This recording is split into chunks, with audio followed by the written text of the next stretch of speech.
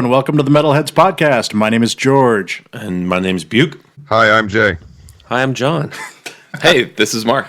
This is Mark. Hello. So, in case you didn't realize it, by the fact that they introduced themselves, John and Mark, that's right, Spotify Mark. You may have heard him from the After Slayer thing we did. Was that last episode? God, that was a long time ago. Yeah.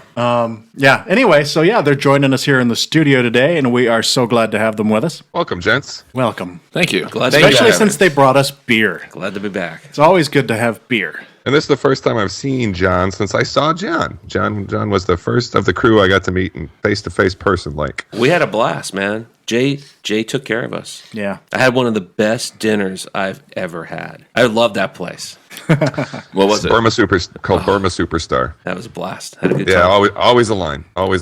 And we just went down a bar, waited until they phoned us. Our seat was ready. We went and ate like kings. And for all the jokes that Buke makes about the burritos, oh, God, that place is awesome.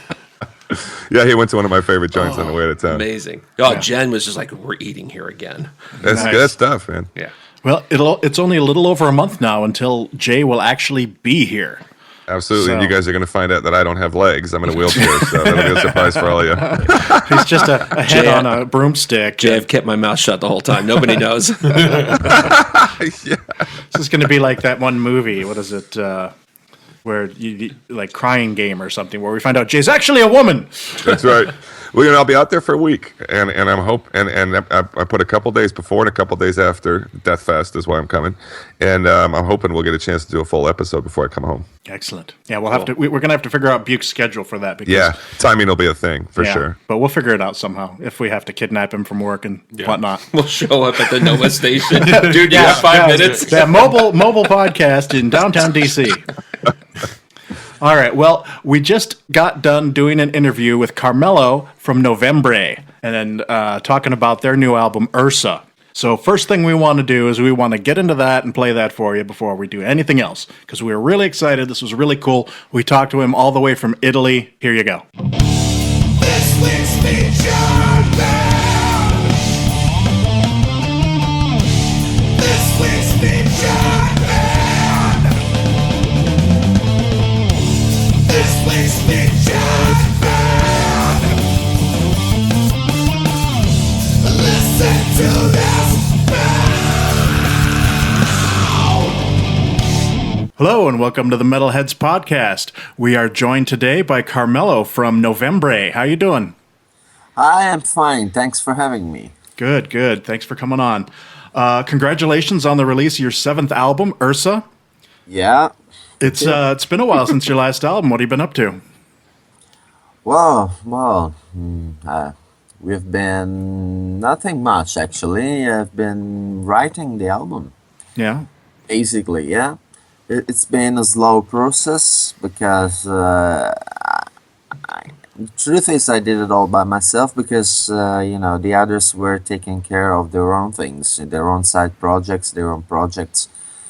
So I'm the kind of guy who's not a friend of technology, like not at all. So I needed to learn from scratch to record on the computer, guitars, vocals, and everything. So it took me a very long time, and I didn't want any pressure, stress, and so it took my time to record the demo of the whole album. As somebody who also records on a computer, I'm curious what like software package do you use for like recording and things like that? I have to ask now, as somebody who doesn't, a fan of technology, are there any tools out there that you are probably aware of that you could use to assist you, but you're so maybe against it that you try and stay old school to using something?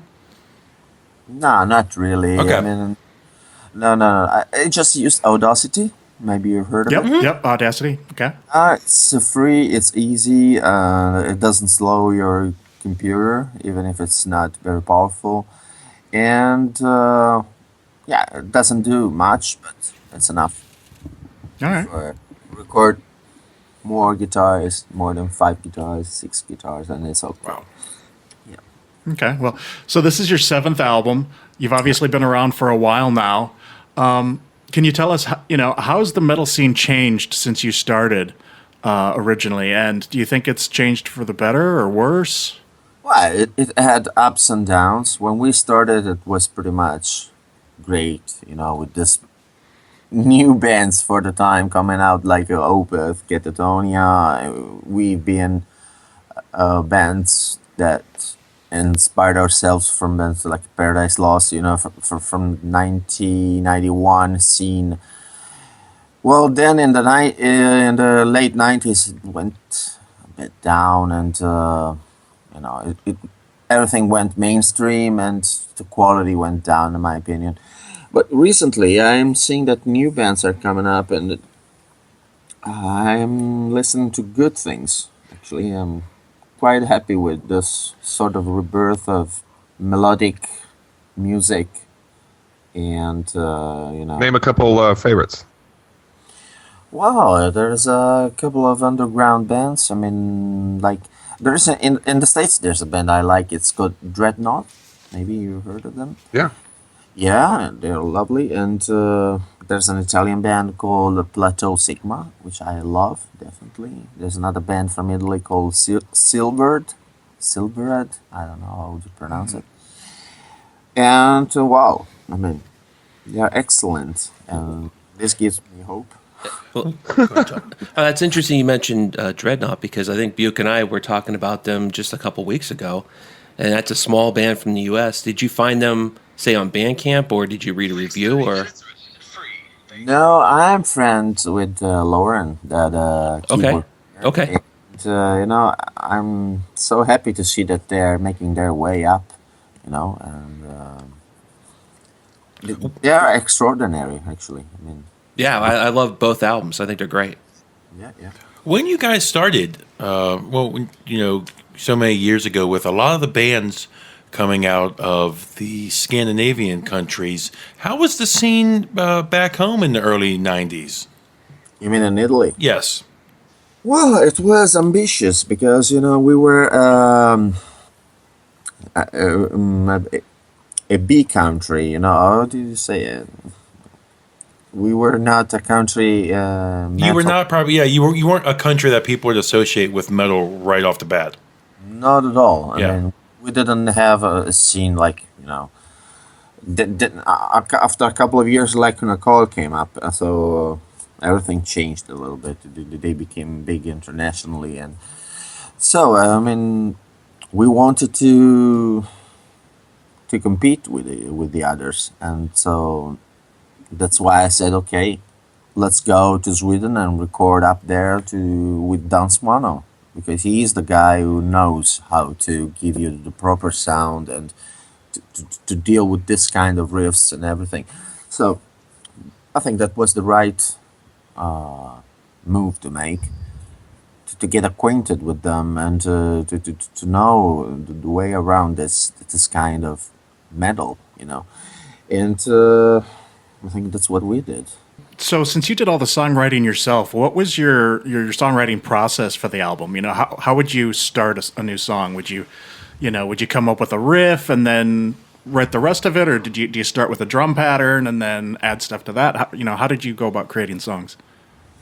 Well, it actually starts by strumming on a classical guitar, which is perfect because you don't have to cable it, and it has a good volume. And so I came up with a riff and I record it, and after that I just assemble more riffs that I think that they are related or similar, or they can create a skeleton of a song. Mm-hmm. Yeah, and then the rest comes, all the arrangements, Right. Yeah. Do you have any particular favorite tracks on the album? Anything that's of particular personal significance? This album, I gotta say, it came out quite well. I mean, it came out well. So that there's not a favorite. I'm very proud with the instrumental, Agathe, because it's very long and it varies, and I'm happy that we could pull off this big guy. Yeah. Well, you know, one thing I like about the new album is that even though there's been an X number of years between this and the Blue, it doesn't sound like there's been any time lapse. I mean, it sounds like a perfect transition from the Blue, which I thought was a great album when you guys released it back in, I guess 2007. So Yeah.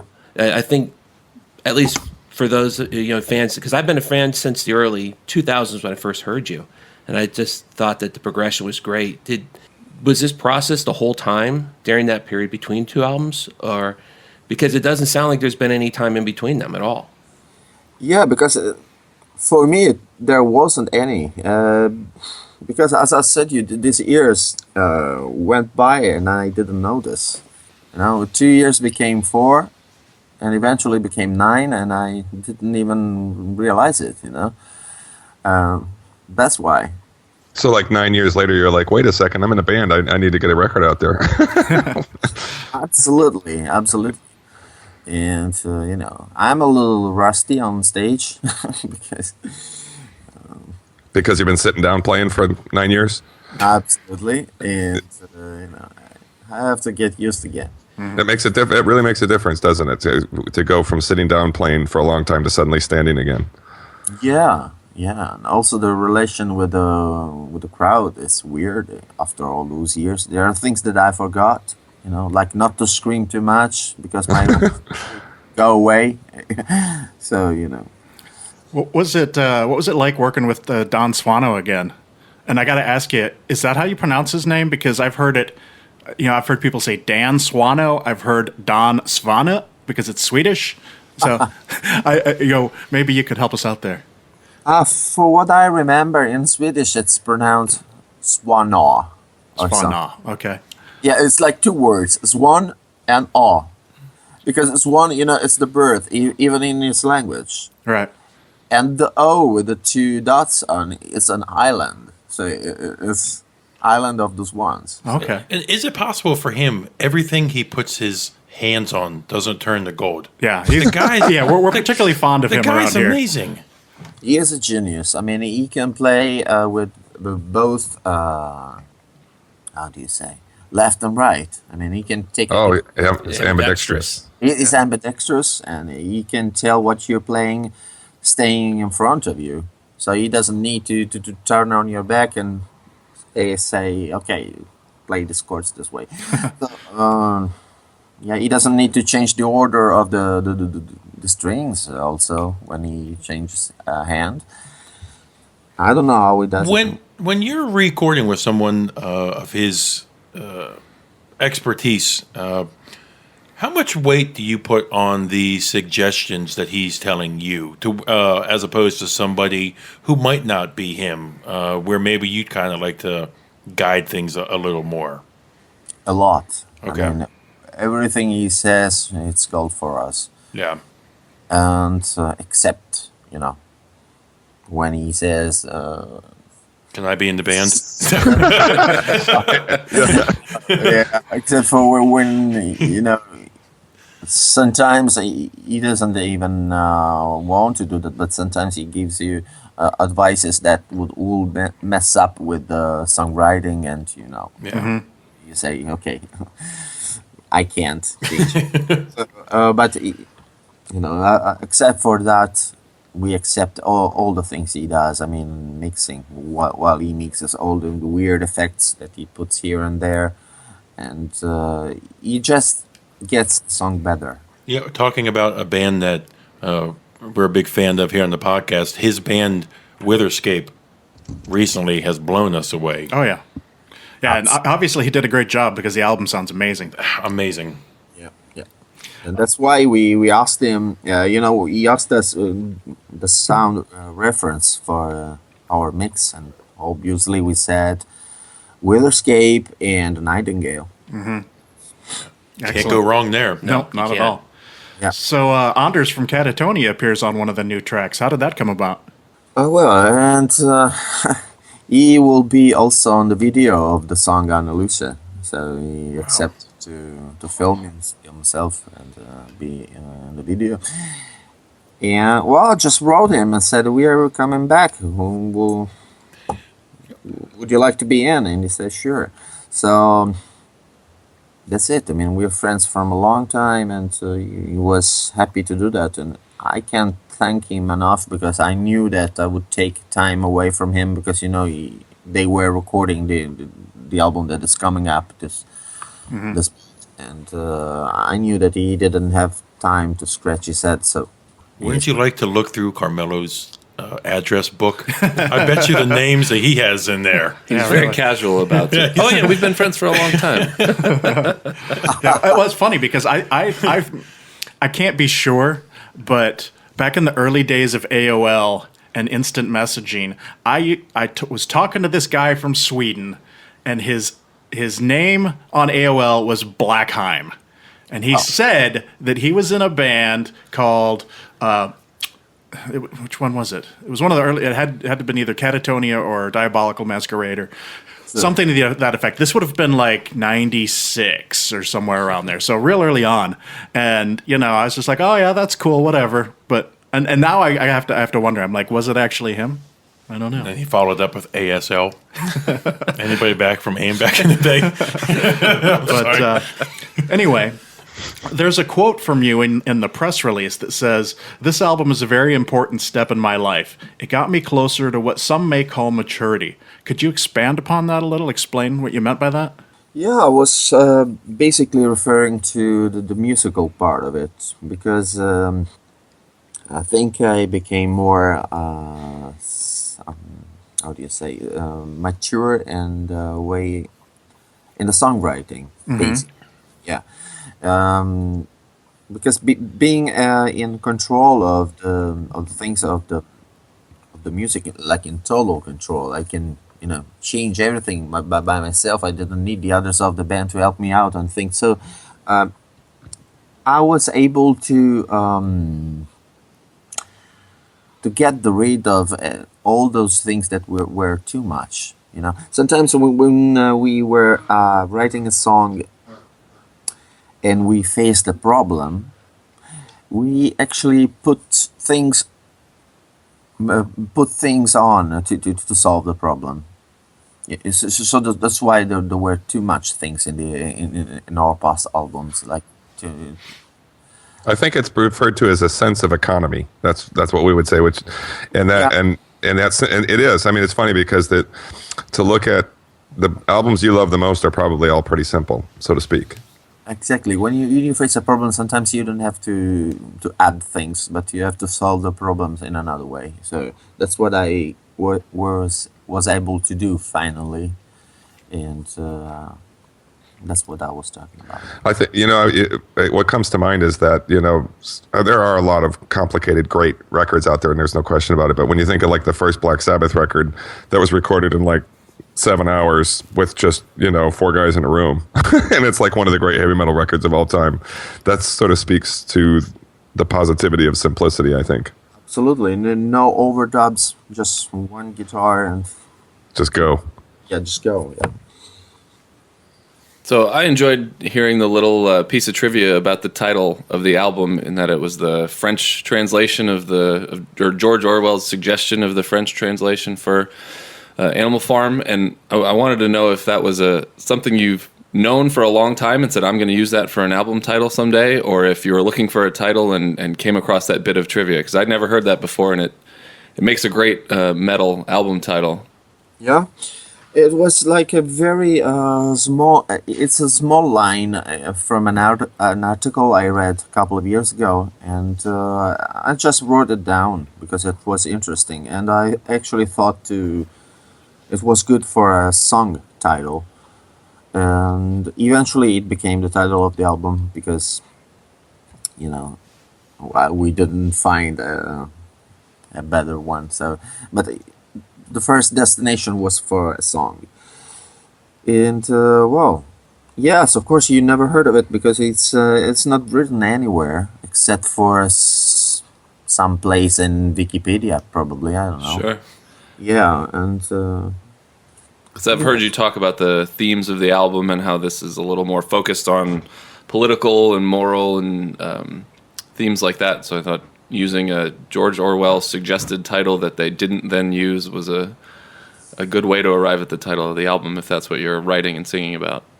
Yeah, actually, definitely, the Orwell narrative changed my life in the recent 10 years because it's amazing how he could predict the future from in the 50s.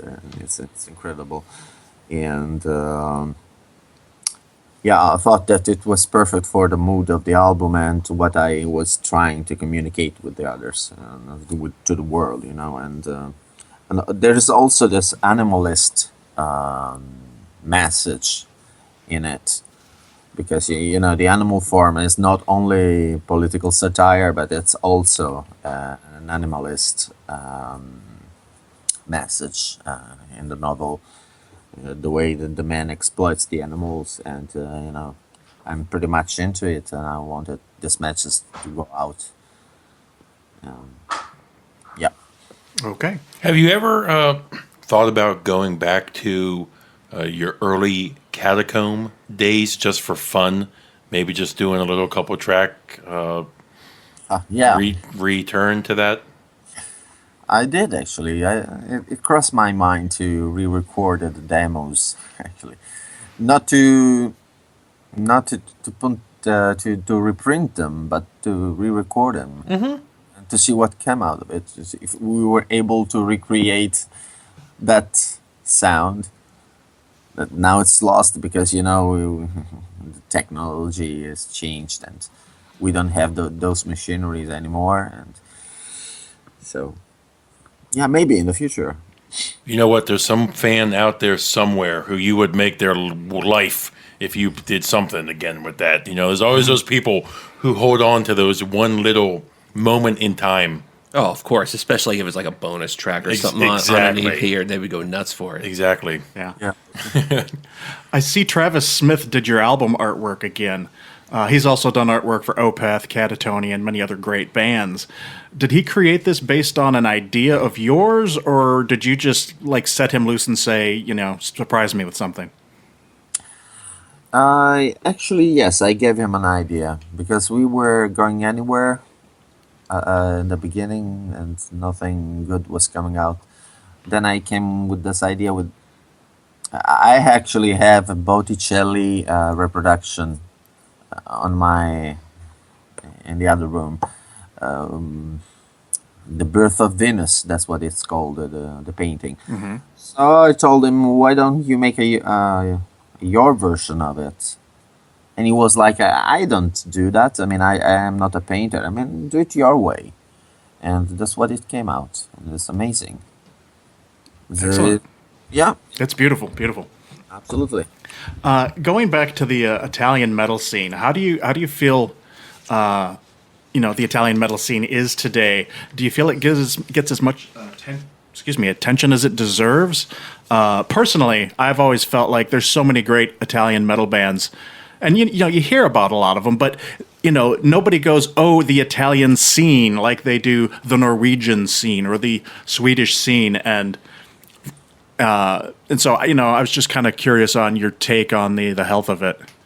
Because it's like you say, because the bands here they don't play music that is related. Like the Norwegians, they play black metal basically. Right, a particular style. Yeah, particular style and everything. In Italy, we have this big band that it's known everywhere. That is like Coil, and there are a couple of speed metal bands like Rhapsody of Fire that are also well known. Mm-hmm.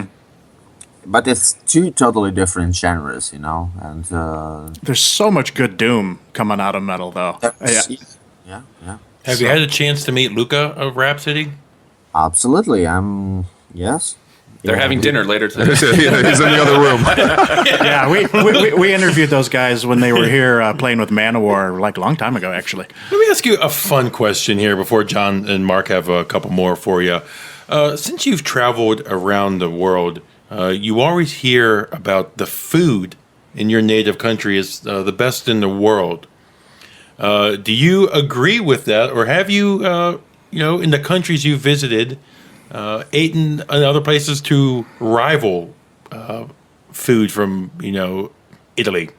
But it's not much about the quality of the food because I remember being in Norway and eating something incredible, which was deer with some berries around. It was amazing. But it's the culture. I mean, here in Italy, it's like an art. There's people spending time on it, like from when he wakes up and then they go sleeping. There's an industry, and they came up with something new every day. And also, there are areas of Italy where it's even better, like Sicily, for instance, or Naples. Are you a man who enjoys wine? Sorry? Do you enjoy wine? Oh no, not much. But there's also a wine fetish here too. Extremely. Yeah. Yeah. So you mentioned playing a show yesterday. Was that locally, or are you actually on the road right now? We are on the road, but it's a weekly tour. We go on the weekends for 1 month and a half. We will be hitting Italy from north to south. And in October we are going around Europe, and hopefully we hope to come to the States finally. We were wondering, we were trying to piece together whether you'd been to the States in the past. In the States? Yeah, none of us have ever seen you here, which Yeah. doesn't mean that you haven't been here, but you've done some tours here?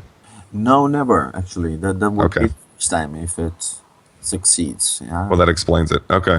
Yeah, come on over. I hope so. You can forget what you won't learn anything new about food over here, though. Here we're all about here's a 30-pound burger. Gorge yourself. Yeah, I was reading some article the other day about how everybody that comes to America, they don't understand why the portions are so big, but Because it's really good. it's good. Yeah. The things a couple of years ago, I would be glad to come there and enjoy a big burger because sometimes I see pictures of this incredibly big stuff. But I quit meat. Oh. Yeah, a long time ago. I mean, almost 2 years. So I'm not even able to enjoy this. So. Jay doesn't do meat either. Yeah, I don't. You'll need to bring everything canned when you come. That's not true. There's a lot of vegetarian places here. Yeah. Okay. So when you first started playing, what bands inspired you to, pick up a guitar and try to do this kind of thing? When I really started, it was all grindcore in '88 or something. So it was early Napalm Death, Agatha Glass, early Carcass. Soon after it came the death metal scene, Bull Thrower, Entombed, and all that stuff. Basically, that's the core of it. Yeah. Okay. I would say Iron Maiden too, but they were too technical for me, So Terrorizer all the way. Well, yeah, just real quick about the touring. So now, is this a completely new set of musicians you're working with now yourself? Because there's two of you, right, that have been kind of the core for a while. Yeah, there's two of us, exactly as you said, and also the bass player Fabio. He is playing with us from a long time, actually, even if he's not in the band officially. But live, okay. So how's it going with the new guys that you're playing with? Is it everything? I know you just said you just started. Did it gel pretty well on stage? Yes, because basically it's this guy Fabio on the bass and two brothers, and they are Novembre fans, so they are like very glad to be to have this opportunity, and they're incredible musicians. So they didn't at one point actually think they knew the songs better than you, did they? Since they're fans, They're fans. No, you're playing it wrong. No, that's wrong. Yeah, it's wrong. I Carmelo swear. would never have done that. You know what? That's the truth. I mean, they play our stuff better than us, and then we're glad of it because we can play any songs we want now. Yep. Because in the past, we can't play that one. It's too difficult, and that's too complicated. Now with these two guys, we can play anything. Well, that's great. Are you looking at covering your whole catalog? Going all the way back to the stuff in the '90s, or is it more focused on obviously the new album and some of the more recent stuff like the Blue and Materia? No, we actually went back to the first album also. So now for Wish I Could Dream It Again from that one, or I guess you redid the album, didn't you? A few years after that. Yes. We re-recorded it, but the songs are the same. Right. Okay. Oh, that's So- great. Yeah. We went back there, and we played like 2 or 3 tracks from that album. We skipped the second album because we don't relate too much with that one. I already know the answer to this because music, especially when you started, was not especially metal world was really having a rough time. In your wildest dreams, did you ever expect to be still going on in this band in the year 2016? Not at all. Yep. Oh, yeah. I mean, I wasn't even thinking that the metal scene would evolve in this direction. I always thought that we would stay underground forever. We're still underground, but I mean even deeper underground. Yep. Yeah, like that. Well, hopefully you guys will get a chance to come to the States with somebody. I'm not sure if you'd have to do it because you're with Peaceville, so not sure if you'd have to do it with them, or do you have the option to come out with anybody? We're working on it actually. Oh, great. We are determined to tour the States. Yeah, get a hold of Anders and be like, hey, Catatonia tour, put us on there. Yeah, but it's costly, so Yeah. there are a lot of things to deal with when it comes to move our ass overseas. So Yeah, Well- yeah, I'm sure. Yeah. Well, we'd come out and see you if you're here. yeah, Definitely. Yeah. You good? All right. Well, Jay, do you have any other questions? No, All right. Jeez. I guess that'll do it. We want to thank you for coming on the show today. And yeah, We're good. Is there anything you want to mention before we give go? him a chance to plug anything. no, I mean really, thank you for having me. It was a really delightful chat with you guys. thanks for taking the time, man. We Yeah, thank we you. know you're probably a busy guy. It's nice of you to spend your time with us. Yeah, thank you, really. Thank you, All sir. right. Yep. Thank Good you. luck. Okay, that was our interview with Carmelo from Novembre. Make sure to check out their new album Ursa from Peaceville Records. That's a big deal for us. That is a big deal. Yeah, it was cool. I mean, As big a name as we've had on here thus far, and it was all kind of came together by us being sought out, which is really nice. This could be a new step in our chain of evolution. Yes. that was pretty. And thanks to him again for Yeah, and talking thanks to about Brian from Fresno PR for making this happen. Yeah, I was cool. I was jacked when you asked me, George. I was like, "Wow, that's a band I was in 2 years ago," and I've liked them ever since. When I first heard them back in 2001, I think. So yeah, It was Yeah, I've very heard of cool to be them. here for that. Yeah, I remember listening to them, decades ago, and it was just like, what? Yeah. we want them on. And Of course.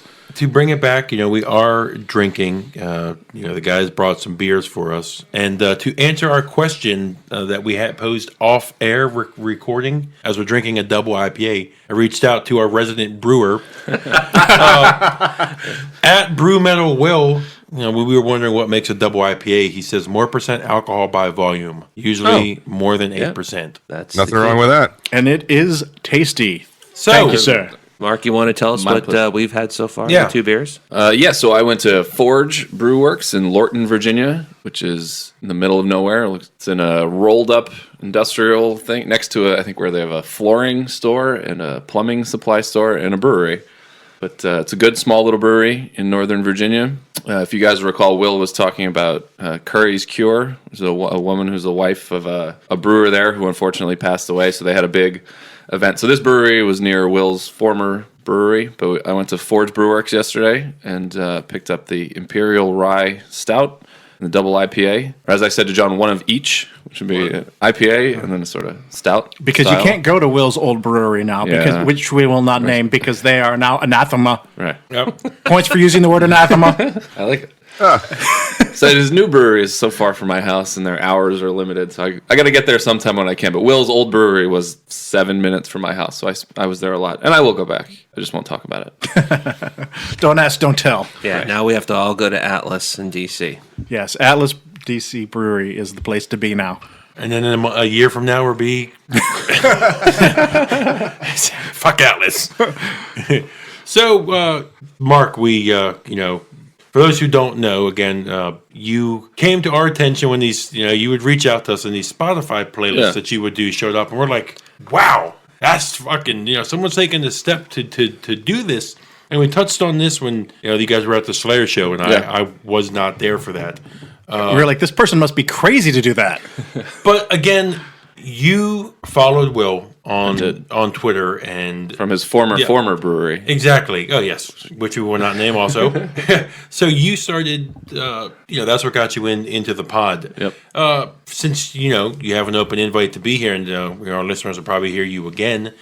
When did you start listening to metal, or was it maybe you don't even at the time consider yourself the biggest metalhead? You just liked Will because he does have that. Because Will does have that Will has personality. that effect on people. And that sweet, Guy's not sexy even ass. here. He's not even here, and we're talking about him a lot. I thought it was cool that there was a guy posting pictures of the chalkboard on the brew tank that said, "This is brewed to hate breed," or something. I just thought that was really cool. So no, I've always been into metal. Given my age, which coincidentally is about the same as Buke's, and where I grew up was a lot of new metal, a lot of stuff that's been forgotten in Pennsylvania. Okay. Which is similar to Baltimore, and there's a lot of people that like metal, but there's also a lot of people that like shitty metal. But there's also with our age, there's a lot of people who say they like metal, right? But it's maybe that little hard rock band that screams a little. Yeah. Buke liked shitty metal. When I found him, he was an urchin on the street going, "Please, sir, I like Pantera and a band called Flaw." I like those guys a lot, man. And I'm like, I took this poor urchin and I said, "No, son, this is metal." And now you see the metal juggernaut standing before you that I have created. And thus the birth of Buke. Yes. And then one day I will slay George Shit. and ascend to the throne. Oh, it's always the time when the Padawan takes over, is there not? God damn it. So, you grew up not really listening to metal. I did. I think I have just enough cred to kind of get me by with you guys. So Buke had George, and now I have you guys. Exactly. To kind of help move me forward. But when I was a kid, I was in that Columbia House tape club where you get the 10 tapes for a penny. Yeah. And I don't know why. I don't know if I liked the cover or what it was. And this is a preview to later, but I got Sepultura Chaos AD, which great cover. I listened to it and I was like, "Oh shit, what is this?" I was probably 13 or something. What is this? And so kind of ever since then, I've had a in and out interest. I've always liked Metallica, Tool, kind of more mainstream metal. And then I let it go for a while. And then about 2 years ago, I listened to the 2014 year-end show, which coincidentally was just when I was starting to say, I should really listen to some more metal. I need to get back into metal. I need to get deeper and go beyond, waiting for a new Tool album or something like that. Which is so you can keep waiting. Which is not going to happen. You ever seen that meme? I love it on the internet. It's waiting for the new Tool album, and it's a skeleton on a bench in the park. It's going to happen. I started researching how to figure out what's new in metal, and I was blown away by how much of it was out there. And then 2 or 3 months later, I found the Metalheads podcast, and I said, "This is exactly how I need this information filtered to me." And so I'm a total kind of poser idiot. So I appreciate you guys having me in here to kind of. I'm here to learn, so I'm not going to be able to pull an album or a song title off the top of my head, but I'm along for the ride to kind of. Yeah. Maybe my perspective is good, where I can say, I can bring a different perspective where I'm not into it. Exactly. Yeah, you looking at Mark, you wouldn't know he likes metal. Not a stitch of black on the guy. Okay. Granted, none of any of the rest of us look particularly metal either, so we can't knock you there. It isn't a deep V cut, but he's the first guy to wear a nice V cut shirt for the podcast. But if you're gonna learn, you're gonna get a uniform. Yeah, we're gonna have to get you some kind of metal shirt. I need more. So, and you're already also breaking the trend in studio here. He's probably wearing a large. Yeah. There's no such thing like. Well, what do you wear, Jay? Large. Yeah. See, but you're not here, so. Perfectly honest, medium. Sometimes. Those were the days, right, boys? When it was like I don't think I ever bought a large. I think I was 16 and I still bought an extra large. That was like skinny for me. I mean, I've got a big frame, regardless of how much fat it has upon it. I think I was the first double X guy. It's going, "You're a double X? Fuck you." Yes, I am. Yeah, I earmuffs. Yeah, sorry. I was going through a box of my old shirts, and I have XLs, that I used to wear. I have like Metallica from the Justice Tour. I have XLs. My wife wore one of them for Halloween. And of course, it was hanging on her like a dress. But I think my Screaming for Vengeance tour is a large or something. I was like, jeez. Yeah. That's like a headband now. hey, I feel pretty good. I've been training for Death Fest. You don't know this, but I've lost quite a bit of weight so far because I want to be in shape for Death Fest. You guys are looking good, man. Both of you guys. Yeah, You're both of looking them good, look- man. I put on my 2X Ovechkin shirt for the game yesterday. 2X, not 3X. And then Good you, job. And then you checked your neighbor into his garage door. He's out for 3 months. You will never feel our pain of going to concerts Oh, you might one day. and looking at shirts and being like, shit. Finding out you're like the second to last date on the tour. We sold out after the third show for the double X's, and you get pissed and just turn around and won't even say thank you. I don't even bother looking at the merch most of the time because I'm like, fuck you, you don't have a 3X. Yeah. Okay, so Sorry. So you found the podcast. You said it's exactly what you're looking for. Just like George and I. How has your listening been since then? Have you used this to jump off into Uncharted territory? Yeah. Absolutely. It was kind of opening the door to a world that I didn't know existed, but kind of hoped existed. I said, holy shit, there really is some awesome, metal out there that's not necessarily mainstream, but it's very easily available. And so what I've really enjoyed learning is Bandcamp is an incredible tool. How easy it is to make something and put it out there. And so then seeing the amount of people that are interested in making that kind of stuff and putting it out there is absolutely incredible. Because some of the bands you guys have had on here are just guys who decided to make something and they're awesome. So I think that's really cool. Yeah, a couple of our lists have been dominated by bands like that. Just guys just putting it on. Is there, as you've gone on your metal journey, is there a genre you're starting to find yourself within metal drawn to?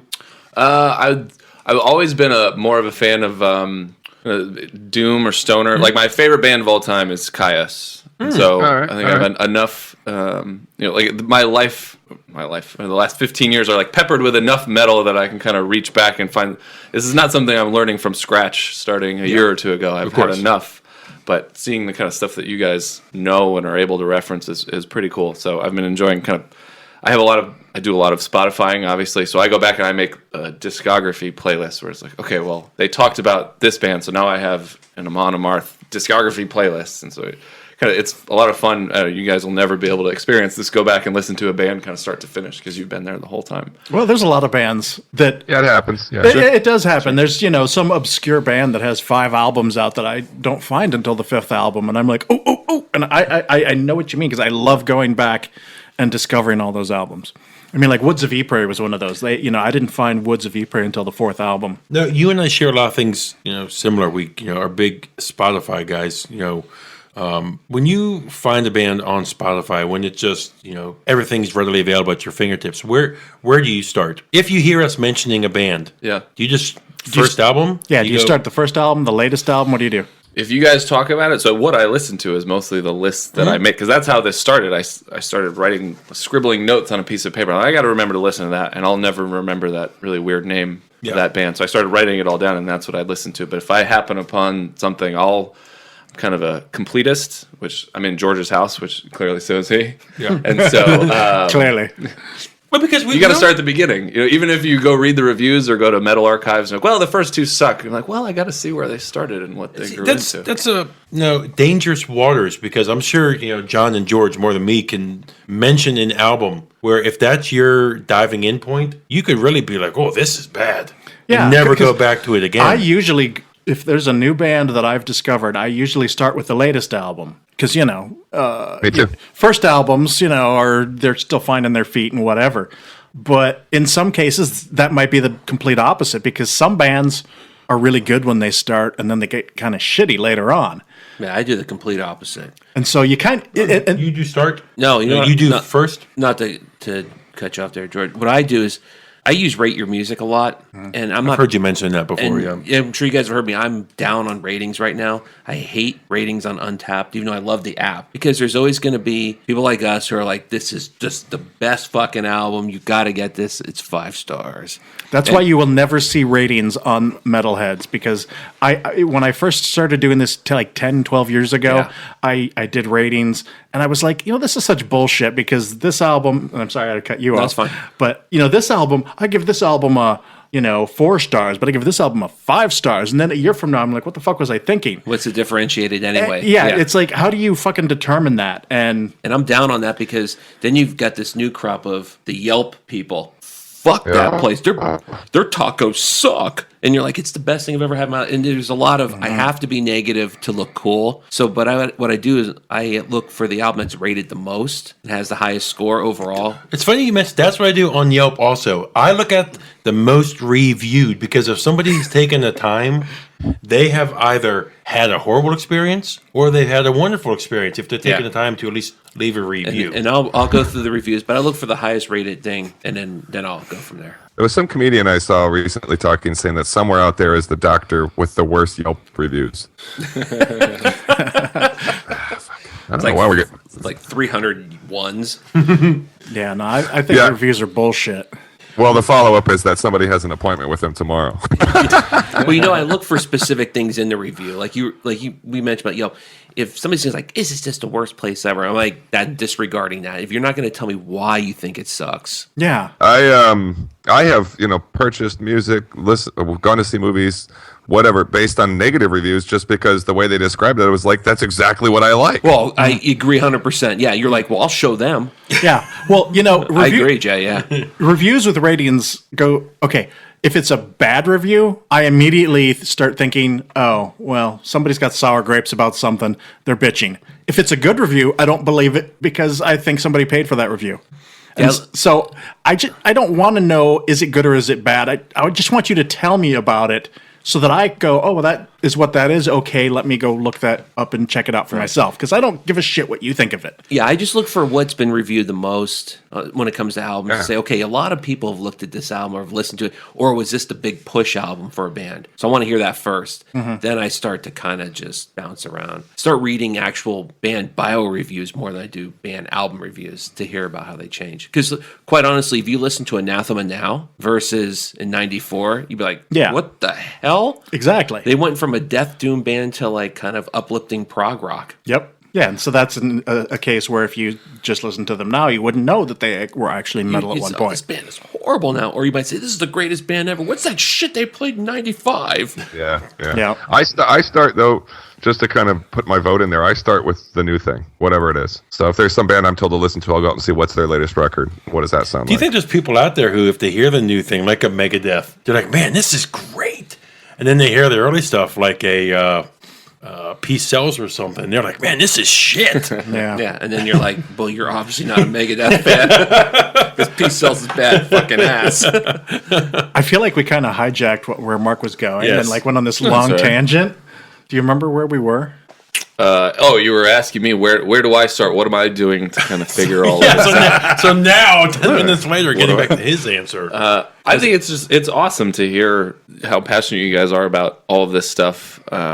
Whatever you guys are doing is clearly working, at least on me. That you hear how interested you guys are in this, in that it kind of inspires me to then be like, well, I should be interested in that too. And kind of my listening to list is all the stuff like, well, you said I really should listen to this, and you said I should really listen to this.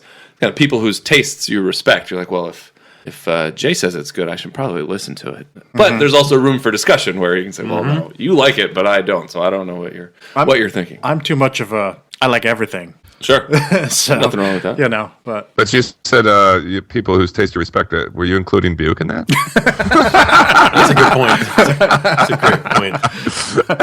Well, Not a good point. well, that's funny because there's an album Buke's just, maybe he's into it now, I don't know. But there's an album he's been bitching about the last few episodes that he doesn't like. And I'm just so in camp with him on that. The Anthrax? Yes. I was going to bring it up in the script today. Yes! all right, so the new podcast give moving a forward, shit. Jay and Mark. Yes. I was That's going it. to work. It's funny you mentioned. I was going to bring it up at some point today. I Get feel your the same. John, you disappoint me. How could you not love that album? Mark, new Anthrax. I think it's really good. Yes. Oh, John, you disappoint me. I'm just not into them. Well, I'm even worse with the new Megadeth. You've heard me about. I just Yeah, don't I fucking care. I can understand And that. it could be awesome. I just don't care. Yeah, But maybe well, this because is you have reasons that, which we've spoken of before. maybe this is the difference between me and you guys. You guys have lots of baggage with Anthrax. We're like, well, okay, I now have this whole discography I have to compare it to, and the last album I have to compare it to. So what do I think relative to all of that? And I have worship music, and I listened to it once or twice a couple years ago. And I'm like, okay, yeah, that was really good. But I don't have everything along the way, and I remember their albums from a long time ago. So I just basically bought a new CD, popped it in, and I was like, this is fucking awesome. You know, it may not be great relative to all this other stuff, but I think it's really good. This album is the you're not Iron Maiden of 2006. You're not prejudiced. I love the Iron Maiden too. So John, No, I think that's it's going to have that kind of dichotomy of Polarizing hatred effect, yeah. or love it. I think our seating arrangement works just fine. This side of the table likes it. That side of the table can fuck off. Maybe it's because I haven't been the biggest Anthrax fan from the beginning anyway. Maybe that's what it is. I was a huge Anthrax fan, so Might be that too. So yeah. All right. Well, why don't we move on? Mark was recently in Chicago and had opportunity to see Iron Maiden on their latest tour, who, as of yet, is not scheduled to come to our town. And first, I think we should point out that he asked us. yes. Now, I was should he Bring go? this up first. Yeah, did you? It's funny. Did you ask us because you knew you were going to do it, but this is kind of like that reassurance, like, okay, Should I? yeah, should I? Right? Of course you should. God. Get your bitch ass over that stadium right now. Well, I think I had a little bit of fear. The reason I didn't wear a band shirt, not that I have that many, but I said, well, what I pick is going to say something about me. So Yeah, I what- should just you wanna wear a get red crucified. shirt. Yeah, you can't wear- Well, you know what happens that on said Star something. Trek when you wear a red shirt? You die. Is that when you die? You die. So I was looking for a little bit of validation because I told my wife, and she said, "Who's Iron Maiden?" And I said, "All right, fine." okay. Jeez. And then I explained it to her. She's like, "Oh, okay." But I was looking just for a little bit of validation. But if somebody said, "No, just pass," like they're not cool, man. Don't worry about it. No, But it's one of the greatest shows you'll ever go to. Yes. Regardless of what you think of their new album, Iron Maiden in concert is fucking amazing. It doesn't even matter what they play for the tour. I mean, Yeah. what is it, a couple years ago they did everything from the last 3 albums? Yeah. And it was a great show. I love that It tour was a myself. super Like- show. And sprinkle in a few hits here and there, and it was great. I loved it. So I would have been very surprised if somebody said, "Nah, not worth it." I was pretty much planning on it. Was it your first time seeing them? Yes. Period. Yeah. Who opened Yeah. for them? I don't know. I missed it. It would One have of the been children's one of the bands. kids, the which one? Raven, the Raven something, Creed or something. Yeah. which is part of the story, which is a good story, which is less about Iron Maiden and more about what I'm enjoying from having met you guys and having meeting people going to metal shows. You want to get into it? Proceed. So I was traveling for work, and whenever I do that, I go to my Bands in Town app, which says, "Okay, here's who's playing." And usually, it's like, I'm not going to go out of my hotel room for that. I'm gonna go to bed. I'm gonna drink 6 IPAs and go to sleep. And I said Iron Maiden. I said I have to go. I have nothing else going on. What do I got to do? So I went to Craigslist. It was sold out naturally.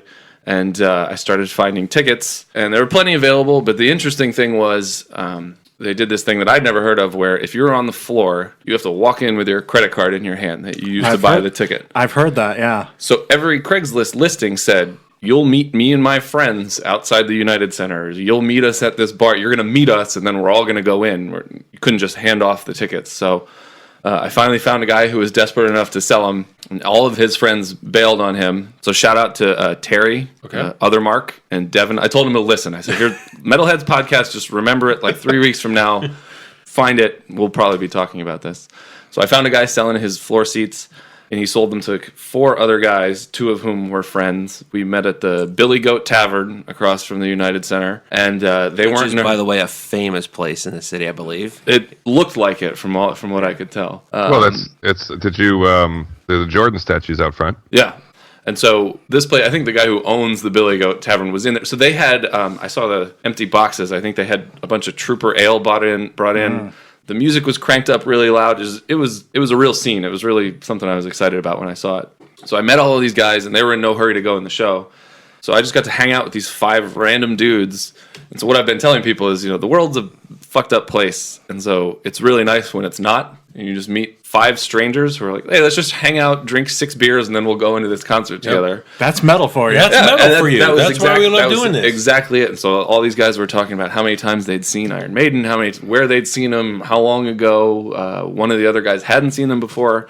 So it was cool just to meet random dudes. Everybody was buying rounds. We walked into the show together and then kind of lost them shortly after that. But it was nice just to meet some cool people and go see that show. The bar was, like I said, the music was cranked up. Everybody had a Maiden shirt on, so it was more than just the show. It was kind of the entire experience. You got to go to Deathfest with us. That is a big part of Deathfest. Is you just walking around meeting people. Yeah, and it was a lot of fun, and the show was awesome. I brought the set list, which was really good. May I see that? Please. So after having seen Slayer a month ago, this is the second time in a row, and this is probably what you do when you get. Jay would be interesting to see. Jay, their 4th track, "Tears of a Clown." I like that song. It's about Robin Williams. Yeah, that was one of you guys' favorite tracks off the he new album. Bruce did a good long speech ahead of it. None, you see that? None of the more recent albums. I think there's a No, set list is cool. It has a chart, yeah, that's the new feature I think they've added recently, isn't it? so it tells you the percentage breakdown by album. Yeah, Interesting. based on people knowing the band. Wow. Okay. But- I was think cool, the though. closer is the most interesting thing on the tour. What is it? Wasted Years. Really? Yeah. Oh wow. I assume Iron Maiden is opening. 12. No. Oh, so that's what I was saying. Oh, wait, No, no, I meant closing. The encore closer. Yeah, close the. Usually it's like Running Free or Yeah, Run sorry. to the I don't Hills. know. I've had too Of much course, IPA. yeah. They close with Iron Maiden. Always close Iron Maiden, but the encore closer. I'm thinking opening because of all the before music, but yeah. But the opening was most recent album, track 1, which was the same as the Slayer concert they did. So they Repentless did first. fucking Eternity. Yeah, Oh, it's such a good song. it was good, and it was a great start. And Oh yeah. I don't know, the sets were cool. They just had these curtains that kept like swapping in with the different scenes painted on them. Bruce runs around like a madman. It was great. You commented It about was his great. costume changes Yeah. that he does, and That's a great list. Other than Blood Brothers, I don't care about. I love And that's what I was afraid of. Where I was like, "Hey, no. check out Bruce." And you're like, "Yes, Mark, we know he does that all the time." Hey, check out Bruce. Like, yeah, he wears that every time. No, he But, doesn't. No, I had to call George out on that. George, you were thinking he was talking about the feather mask, right? Yes. Yeah, That's not what, 'cause He that's not what never he was wears a wearing. wrestling mask. Wearing a wrestling match. Oh, Yes. Yeah, sorry. During Power Slave, he puts the feather mask well, it on. wasn't a real close picture, so I Yeah. just assumed it was the feather mask. No, this Yeah, is definitely. and I was going going to mention that at the time, and I assume that's exactly why you thought. But yeah, no, he was wearing like a, what do you call it? What was the name of it? Lucha Libre, Oh, Mexican wrestling mask. Nacho Libre. Okay, sorry. No, I didn't. I couldn't tell. I just assumed that was the only mask he wore. Oh, it was very cool. And they were loud and on point. It was cool to be in a place like Chicago. Like you said, they're not playing in D.C. And just going to a place like Chicago, like this is a real city that would draw Iron Maiden, where Washington D.C. is not. But They draw well here. I'm sure they would. do It well. just But Hello they- Chicago sounds a lot different than Hello Jiffy Lube Live. Hello Bristow, Actually, Virginia. I think Is that he's. the name of your- Actually, I think It is. Bruce was pretty good last time. I think he said hello DC Metro and Northern Virginia. He actually was pretty good about it. Zero politics from him too, which was awesome. Which I really love when bands come here and don't say anything about DC being the Yeah. capital. I love it. Yeah, like when I saw Madonna, she was all very political about Mr. Obama. God. But it was great. Hey, just to let you know, not only did I go see Madonna, but I just, like 2 weeks ago or a week ago, went to see Duran Duran. It How was that? was fucking awesome. See, that's why I wanted to do that other, top 3. Yeah. Oh, Duran Duran are awesome. Yeah, we would do that. In the 80s, I hated So them. did I. They were It wasn't like... until the 90s they I were actually the- started to appreciate. Yeah, they were the anti... It's because all the people in my school that I hated were Duran Liked them. Duran fans. You know what turned me on? I saw Power Station live. Yeah. Oh man! And they are like those guys from Duran Duran play rock. Well, one of these days, I'm going to do a remake because my favorite song by Duran Duran is Rio because it's just so catchy as fuck. But I'm going to do a remake of it, and it's going to be, his name is Dio, and he prances on the stage. Of course, you'll have to talk to Wendy to see if we have. You have to pay royalties for that. Yeah, carry on, Mark. Where was I? So we went into the show. It was excellent. It really was. It was fun to see them. George and I were just talking outside. He said he gets goosebumps when he sees Iron Maiden, and I did too because it's that you'd feel the vibe of the place. It's a fucking spectacle too, It right? was. I mean, yeah. That's why I wanted you guys to all say, yeah, just go. Like, you just have to go. And that's why I knew that I had to, because it was something you have to see. before you die. So now in the last month, I've seen Slayer and Iron Maiden for the first time, which is pretty goddamn cool. But the show was great, and they had a lot of great energy. Bruce was great. I like how he dresses like a teenager. Like he just had cargo pants and a hoodie, and was like, "Fuck it, I'm Bruce Dickinson. I'm going to do what I want." Yeah, And like for years he would wear camo pants and like a holster. Yeah. Yeah. Like, what? There's no spandex now, which is good. No. Yes. Yeah, thank God. When does he fucking sleep? Yeah. While he's flying, he Yeah. puts it on autopilot and gets in a few then hours. they go. Yeah. But it's great to see all the imagery and the video boards and the sets and the whole thing was very, very cool. The trooper when And they're doing the flag. How about It's the awesome. energy for guys that age? It's unbelievable. They have better energy than guys 2/3 their age up on stage. They really do. Especially Bruce. And Yeah, I will put them together with the Slayer show because they were both within the same 6 week period. Seeing bands like that pour that amount of professionalism into a show like that is really something to see. Yeah. You know, they could have given it up a long time ago, but to come out and just blow out the 15,000 person basketball arena in Chicago and really, really mean it is something very cool. Hey, let me ask you guys an interesting question here. We see bands who are still able to perform into their twilight years. Would it come a time when our bands, because I think to our detriment being metal fans, I don't know if we can get the same life out of the bands that we like. You already see what Opeth has done with Mike not doing the growling vocals. I think if he hasn't come out and said it often, I don't think he can really do it much anymore. Because I don't know if you've ever seen the walking live stuff he did with Bloodbath. Yeah. He sounded horrible. That was rough. Really rough on that. I think he picks and chooses his places now when he can. So I don't think a lot of the heavy bands like that do a lot of the screaming or the vocals, we're not going to get to see them. Yeah. Well, it's a different world too, Buke, because they all don't have retirement money like Iron Maiden does. I mean, sooner or later, a lot of the bands we love are going to have to make a choice, and you're right, they'll be getting to their peak, so they won't be able to perform quite the way they do. And, you know, these guys are living paycheck to paycheck, too. So at some point, a lot of these guys are going to be like, fuck it, I better just get a job with fucking, you know. Yeah, because they're like, hey, sadly, I wasn't making money with it when I was 20, 25, 30. Why do it when it's harder now at 60? I'm tired. Yeah. Like that classic band, Thy Murder, Art Murder, whatever they are, whatever the fuck they are. That band that sucks, you know, that their singer quit because he couldn't make any money. Boo-hoo. Like, okay.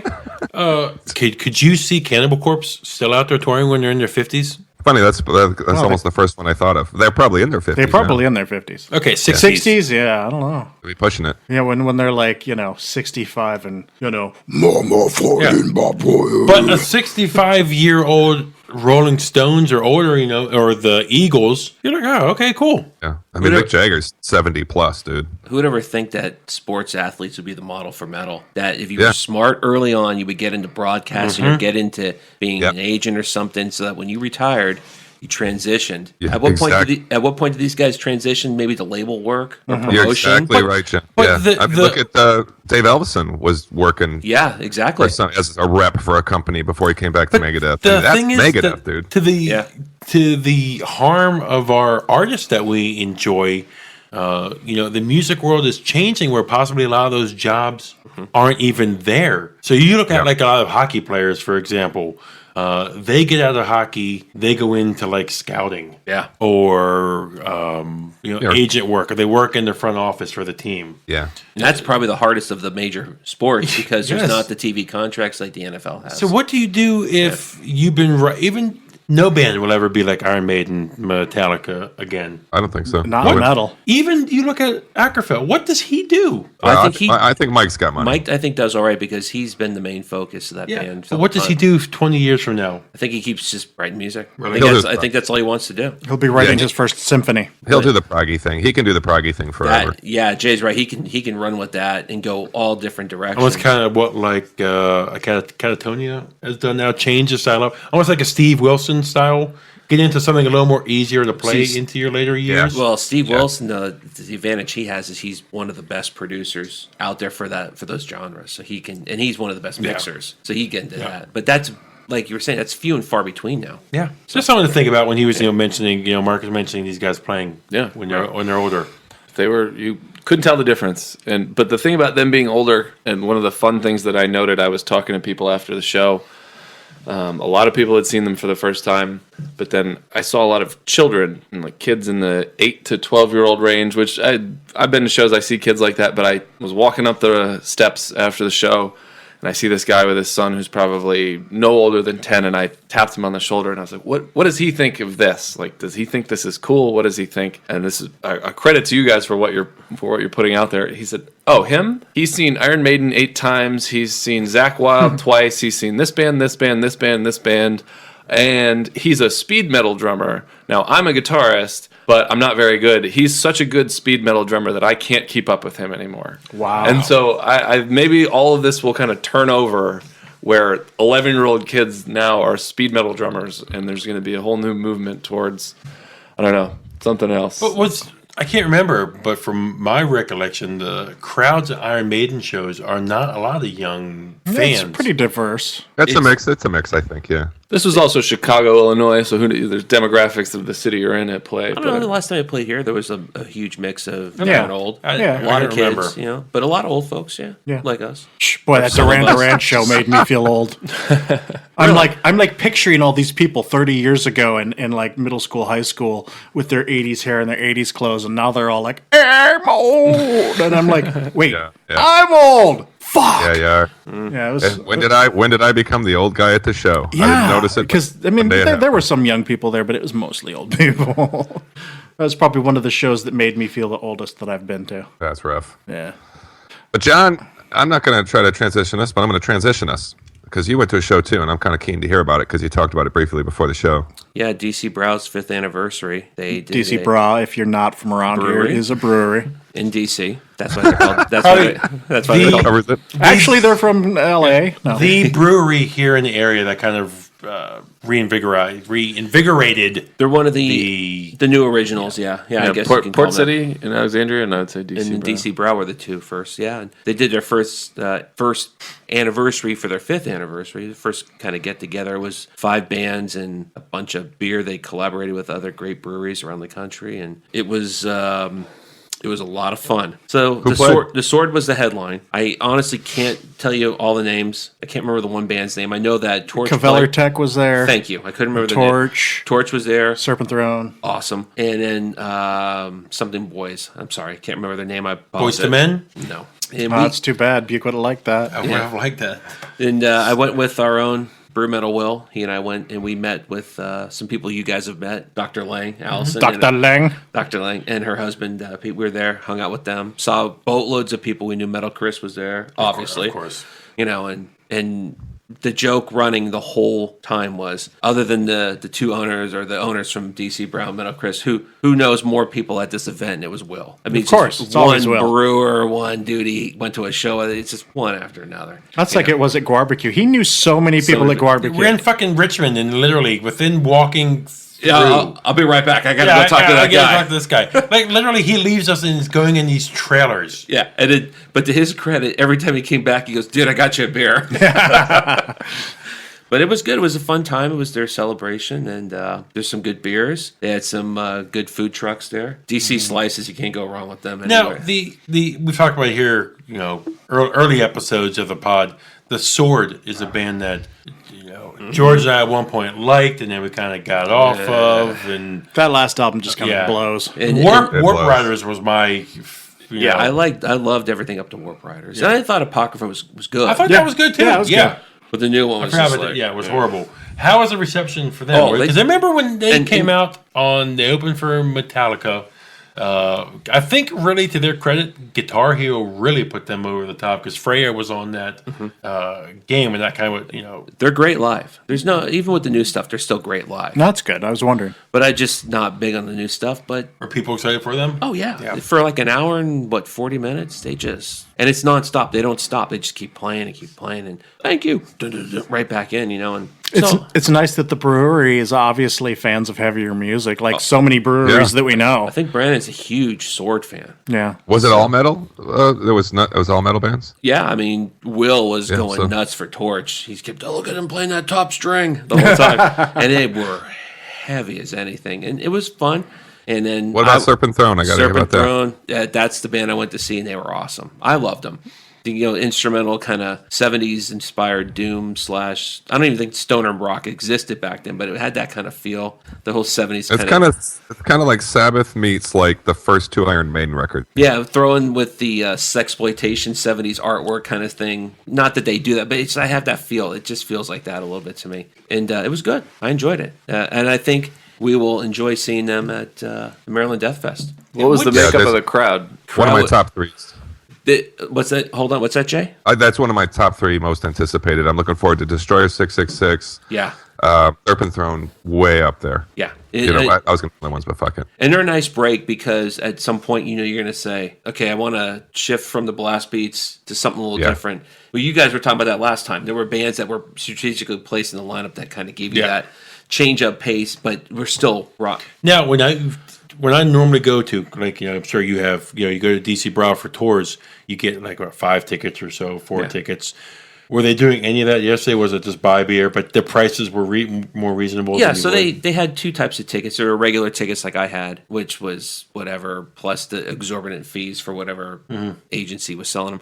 And then you could buy VIP passes where you got to get unlimited access to all the collaboration beers. I had a regular ticket. I may have gotten access to some of the collaboration beers from some people I knew, not naming names.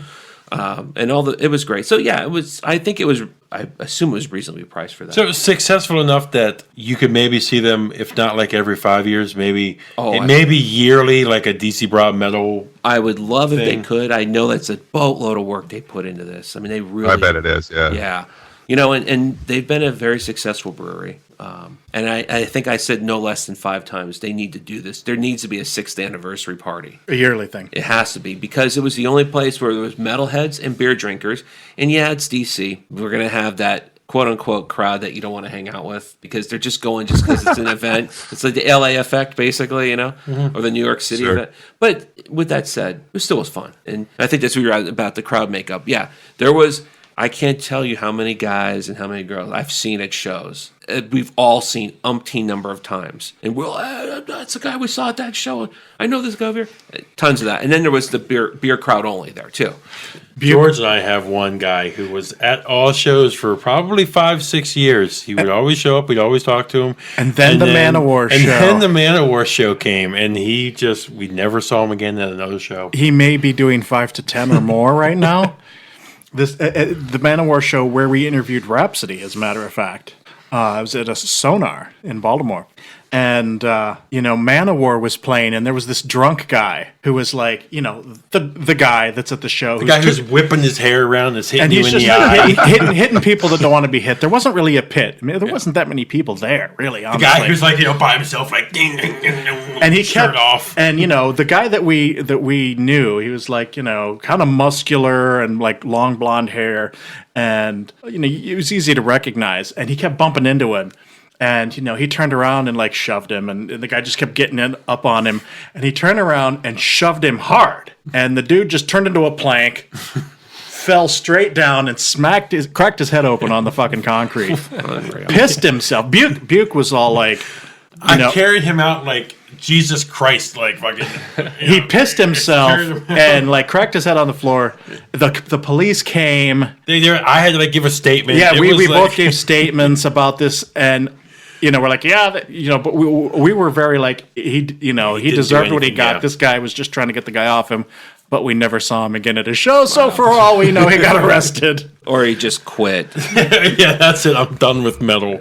Yeah, I have to tell you just a brief story about that guy. And that the first time I saw Opeth on the Deliverance tour, a friend of mine and I went and saw him at the Pound, John.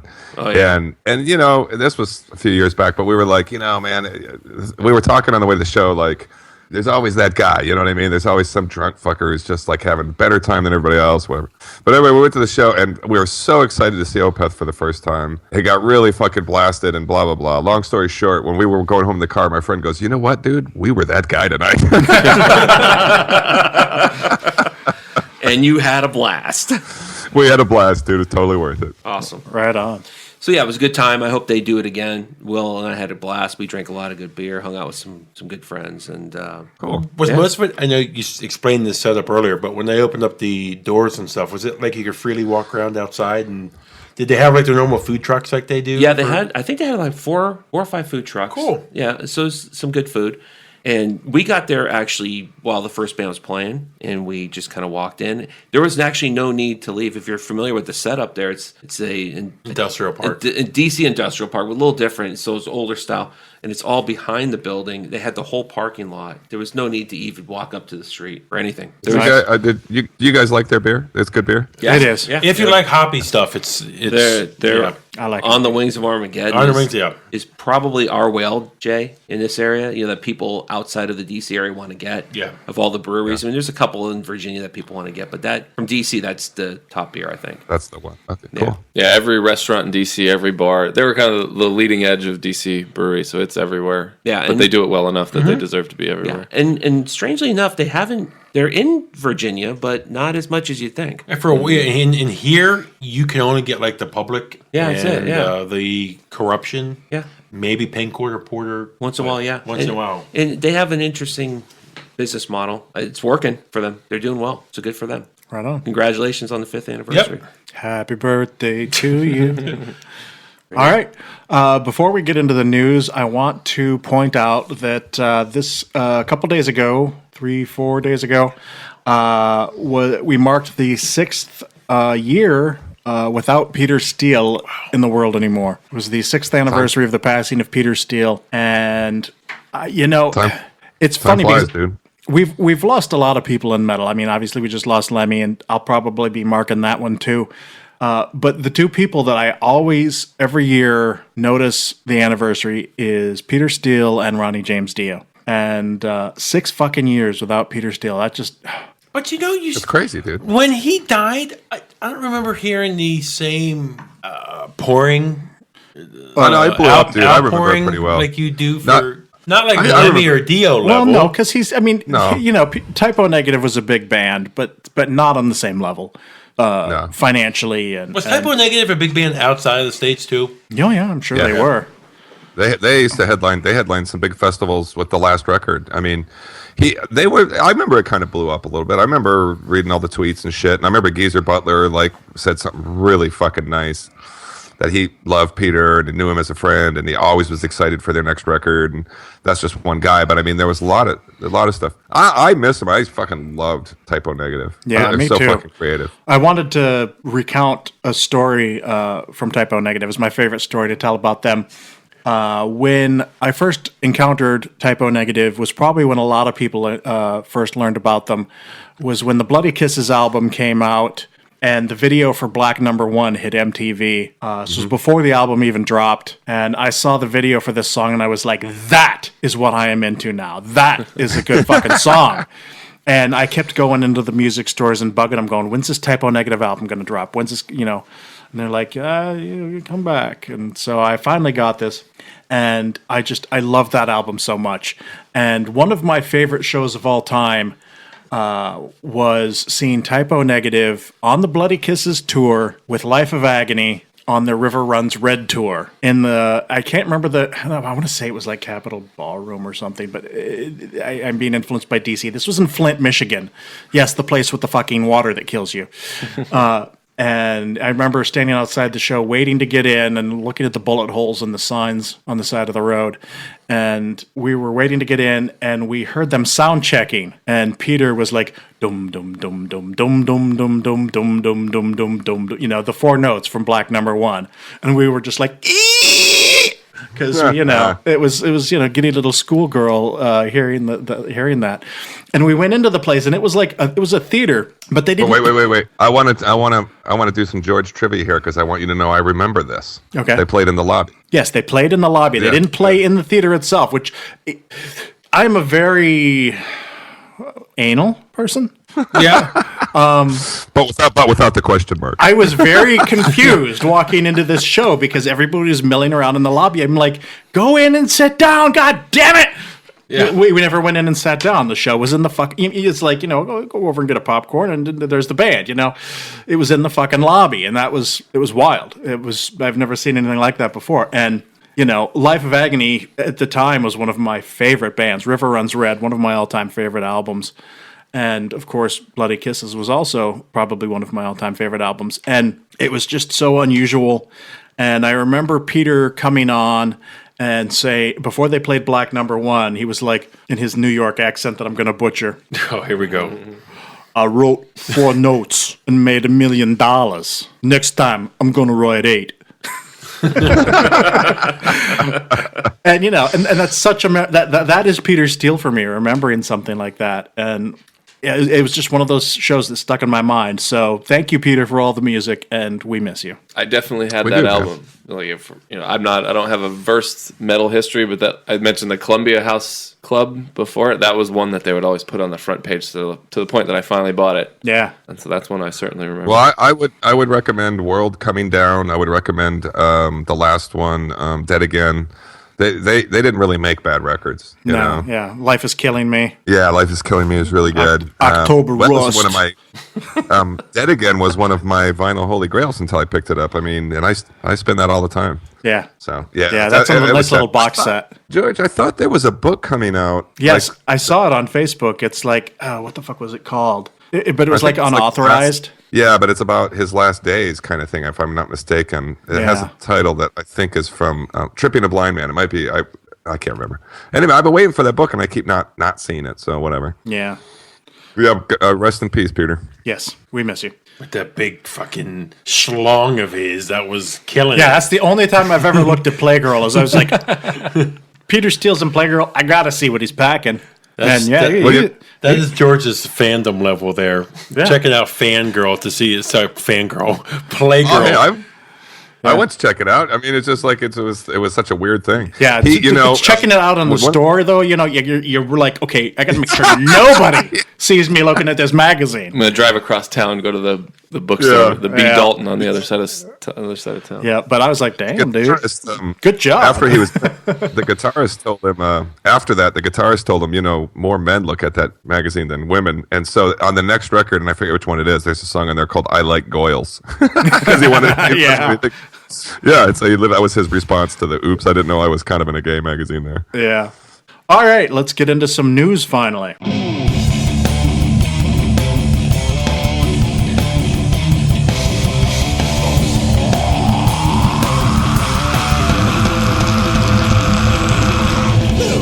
The news of the day that broke overnight that everybody's talking about right now is the fact that Brian Johnson is out of AC/DC and Axl Rose is in for the remaining. Don't make it seem like it's like he's kicked out of the group. No, he is. I don't know if you read the article, but didn't read it. It basically said we wish Brian, well, in his future endeavors. In his future endeavors, he's out of the band. Yeah, he's done.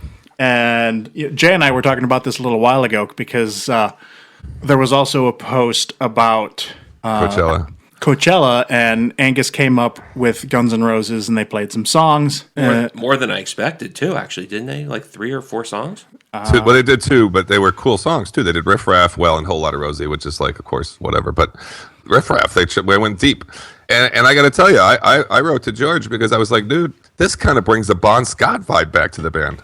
Yeah, it was definitely, I listened to it, and it was definitely more of a Bon Scott than a Brian Johnson, to be sure. And, that's probably just based on Axl's singing style. But yeah, it was definitely more old school. And I would guess that that's probably part of why they went with Axl. Is like, hey, so. if we're gonna replace Brian, who most people know, let's do something that sounds a lot more like Bon Scott, and we can make this really retro, and the old fans will get into it. And I don't know. I mean, I'm not opposed to them doing this. What bothers me is the fact that they just kick Brian Johnson to the curb after 36 years without even giving him a say in the matter. They say, oh, well, Brian was losing his hearing and his doctor said he shouldn't go out on the road anymore. But according to Jim Brewer, okay, this is all hearsay. Speaking about that, you guys ever seen his Hokey Pokey?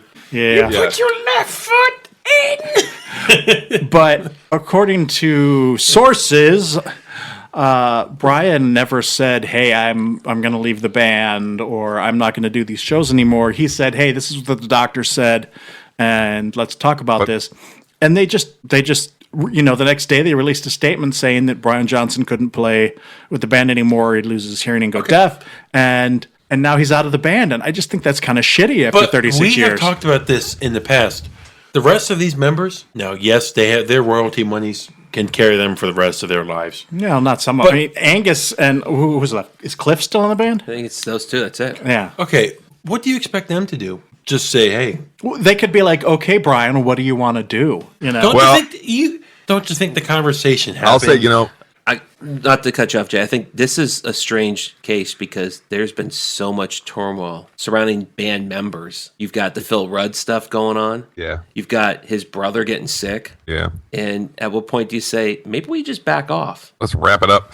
I'll say this. One thing I was really surprised to read was a quote by Brian Johnson recently when he said he never felt like he was anything more than a hired gun after all those years. And so he was kind of in a Jason Newsted type situation, and I had no fucking idea that was true.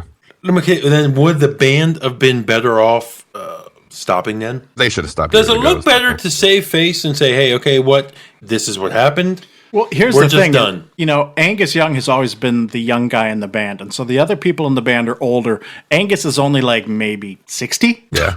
Yeah, he's the youngest, definitely. And so, he's probably got He's a another spring chicken. But compared to the other guys, he's probably got another 5-10 years in him anyway, and so he wants to keep milking this for as long as he can. And I understand that. But come on. Why? I mean, there must have already been bad blood between Brian and the rest of the band. There has to have been. Because they didn't. Or something else. For them to not even be like, "Okay, Brian, what would you like to do? We want to do what's best for the band and the fans." Yeah. They were just like, "Boom, okay, fine. This is our excuse. You're out of here. Let's bring in somebody else." This is not comparable at all, but I look at like Rush. They literally called it a day for the most part because Neil can't play anymore. Yep. His tendonitis in his shoulder.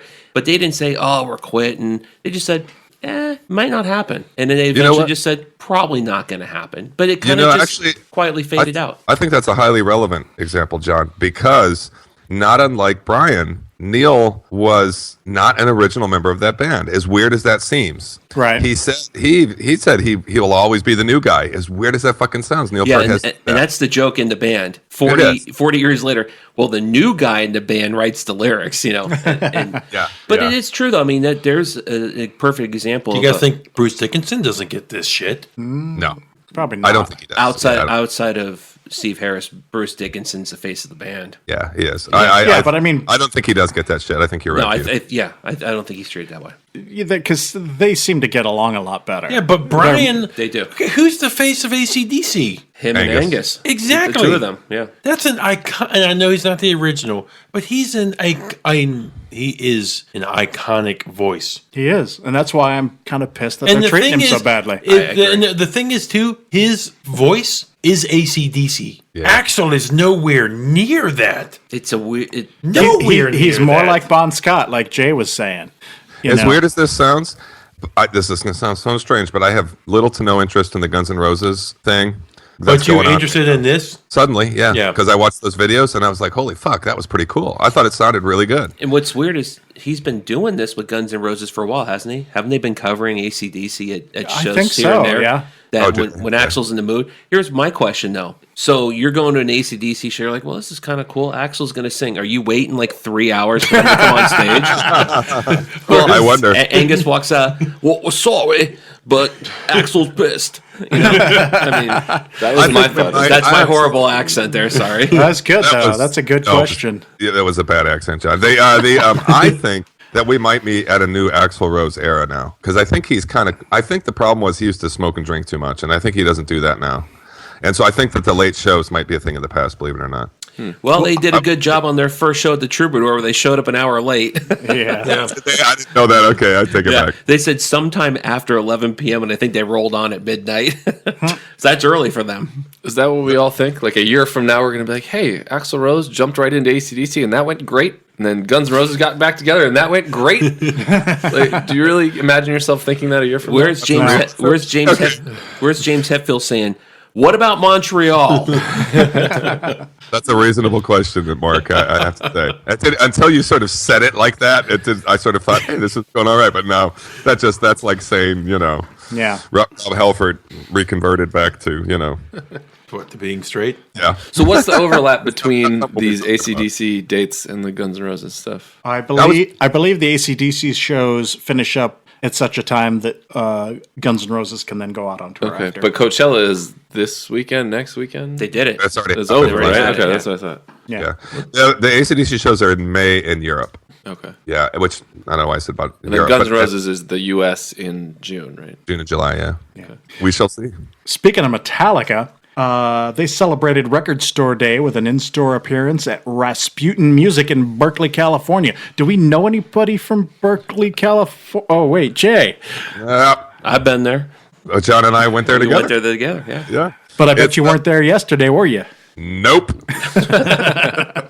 I was at the beach, but I'll tell you this: to get tickets, you had to go down to Rasputin and fill out a like a lottery thing. The tickets were free, but you had to win one.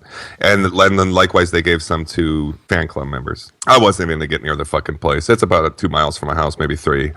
But yeah, I do know. As one interesting note, Cliff Burton's dad was there. Oh, nice. Yeah. But you know what? I'm not going to fight to see Metallica. Seen them enough times. Whatever. Yeah. Did And any of us? I would have been pissed that I would having trouble finding the death record because of so many people there. I would have been like, this fucking sucks, man. Did anybody do any shopping yesterday for Record Store Day? I did, and I got to say I was disappointed. I went in looking for the Guar Scumdogs of the Universe and the Death album. I got neither. I got a Nevermore album and a guilty pleasure, a Soul Asylum album. Black Gold, baby.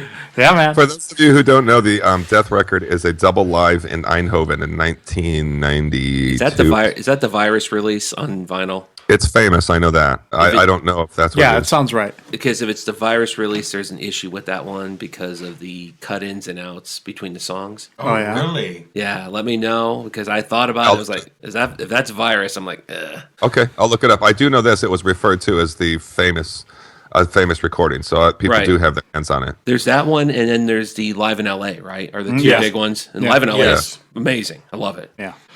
All right. Well, Anyway, I didn't go shopping. George has noted I was at the beach, but I last year, like so much of what I was looking for was still there. A couple days later, like the Candlemass record. And a few that's other the way things. I was thinking about it. Our Yeah. record store, our local one, not Big Soundgarden, but our local one still has Candlemass Live Yeah, on still. the shelf now. Yeah. They still got the Venom, was it last Yep. year? Yep. Yeah, they still have that.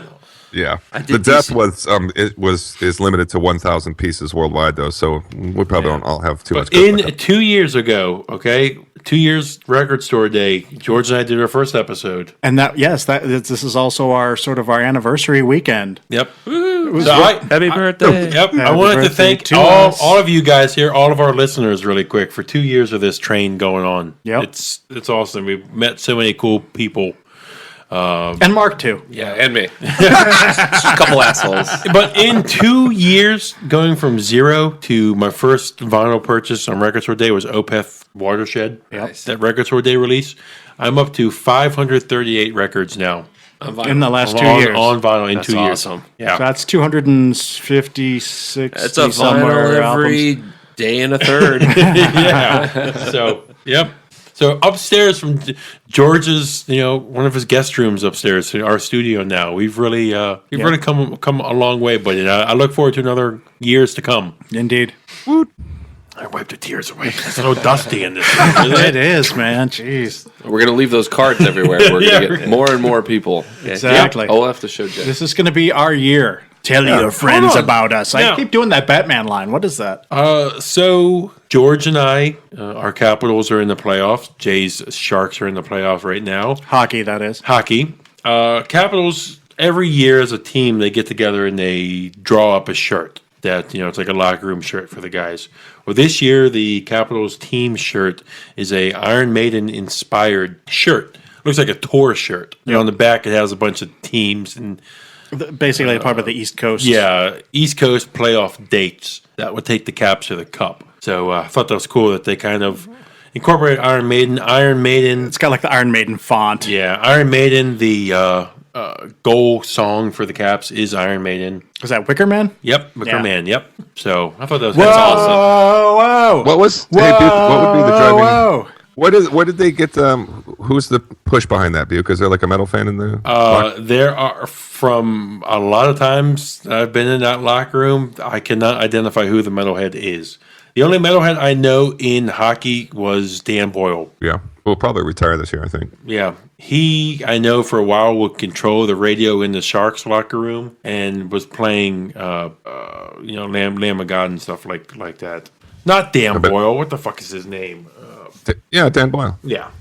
Well, anyway, hey, but let's also just say Sharks, Caps, we're both 2 games into our series, 2 wins under our belts. It would be cool if we could have an epic podcast fucking war at the end of this whole thing. Sharks versus Caps, I'm hoping. I was telling Jay that would be like Civil War. The North versus the South, the East versus the West. We would not be speaking to Jay during that series.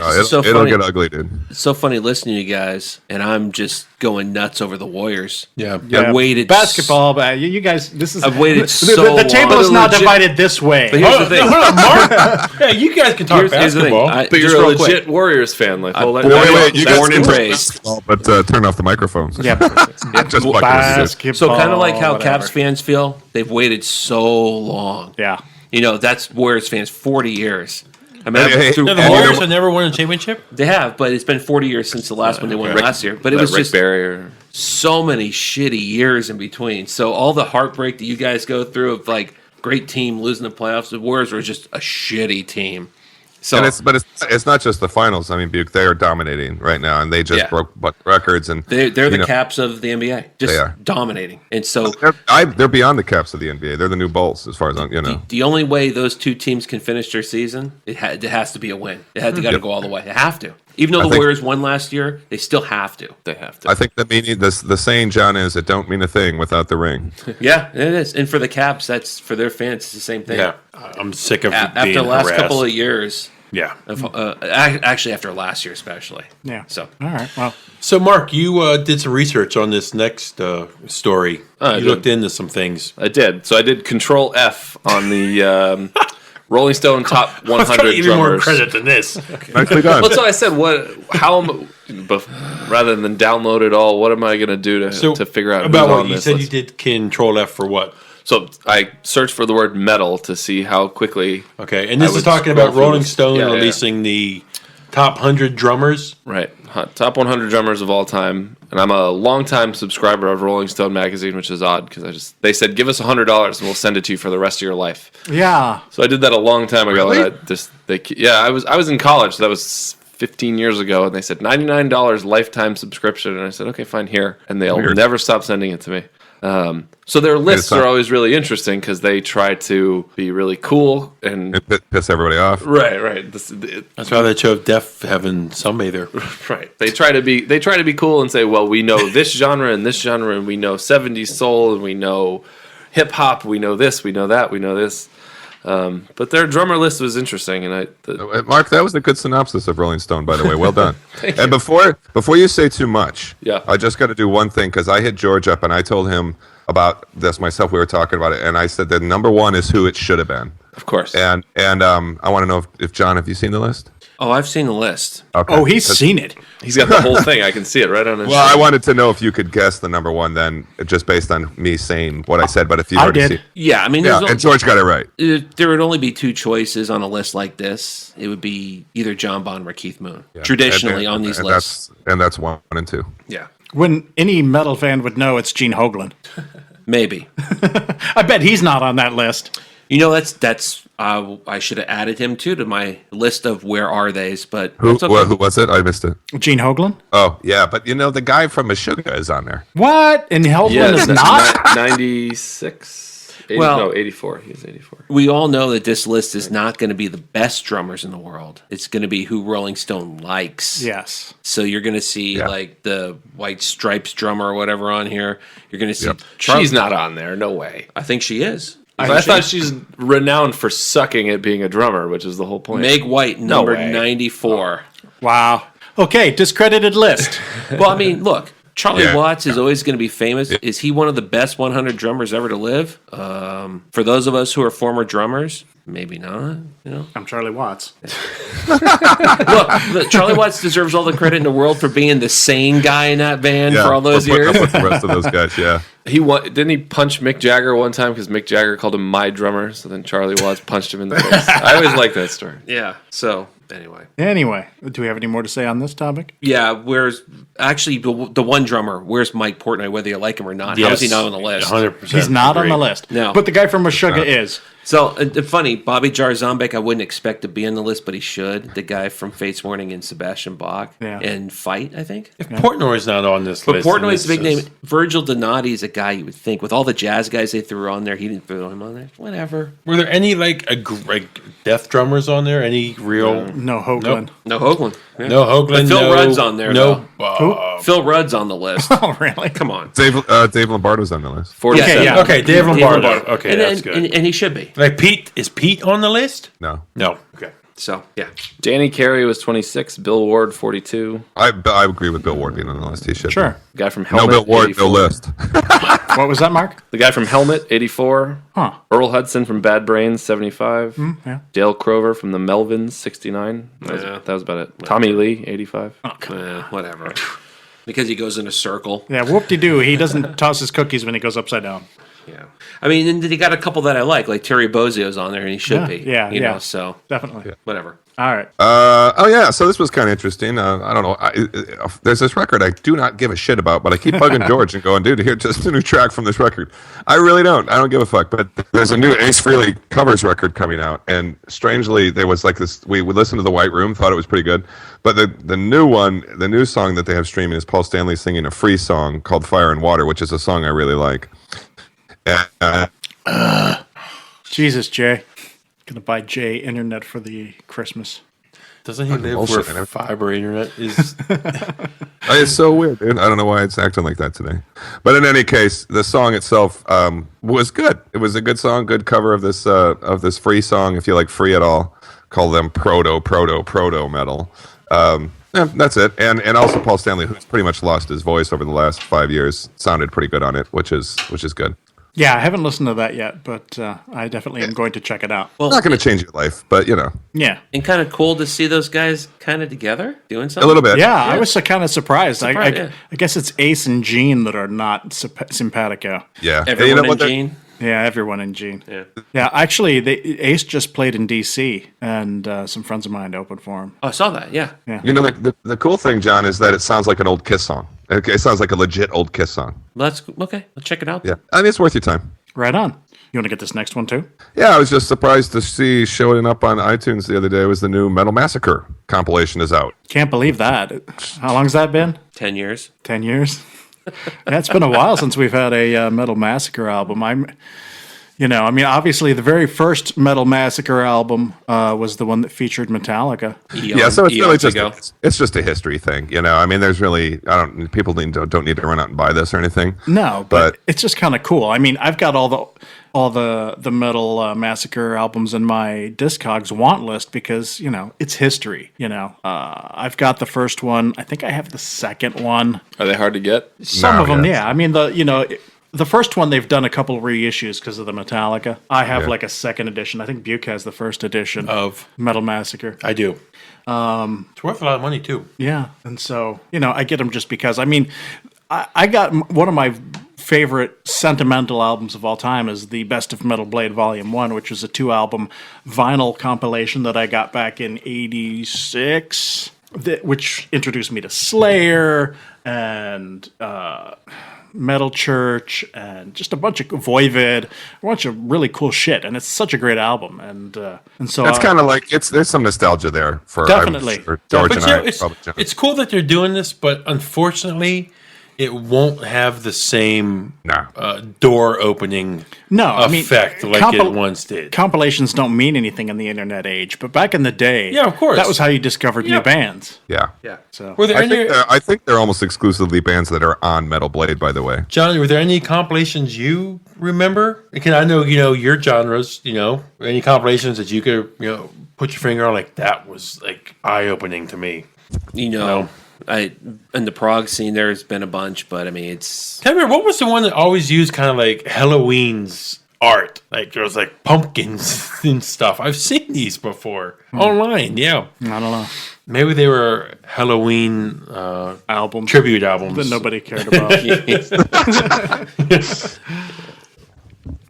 So Exodus started working on new music this month. Yeah, I'm going to be interested to hear this. The last album, Blood In, Blood Out, was good. I don't know if it was actually written for Zetro or if he came in sort of like Joey did for worship music and sang over music for a different singer.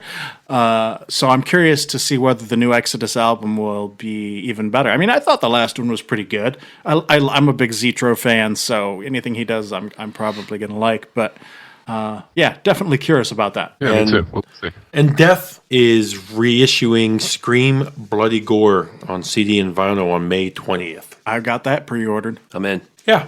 Probably one of the better reissue for a catalog. Don't Yeah. you think? All the Death stuff for the most part. Yeah. Going to mention that George and I were very excited because Monotheist was also just announced as a vinyl re-release. Yeah, and even though I have it already on vinyl and paid way too much for it, I have pre-ordered the new version as well, and I think Jay probably did too. Is it a 180, 200 gram release? I don't care. I'm just like, hey, $20 for a Celtic Frost that Oh, is yeah, normally man. 100. Yeah, I'm gonna. Yeah, do it. man. Me too. Yeah. This next one I wanted to take because I watched it, and normally lyric videos I can't stand. They Suck? They suck. They looks like it was a high school Project. photos, yeah, a high school project. Like, hey, edit a video. And, Twilight influence. Yeah, like put a bunch of flames coming at you, and fireballs and stuff like this. But this one, Catatonia released a lyric video for the new song "Old Heart Falls." The new album coming out May 20th, The Fall of Hearts.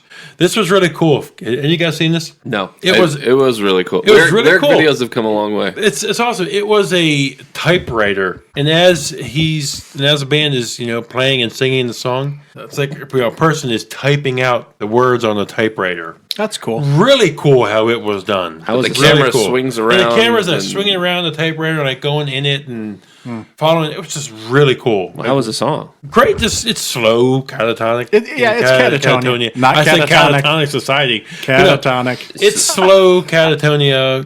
Soft. It was good. Yeah. Yeah, I mean, lyric videos, whatever. I just want to hear the song. I'm like, it's better than not having anything at all. To me, they're another Opeth in the sense that they had harder early on years, but they were definitely not that now. Yeah. Agreed. Well, Agreed. and that was because, what the hell's his name?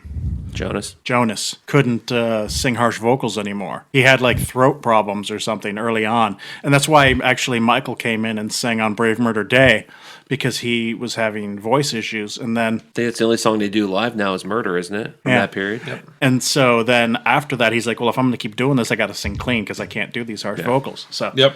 that's why they are what they are. Was Per whatever the fuck his name is that went to Opeth? Was he from Catatonia? I always forget. John.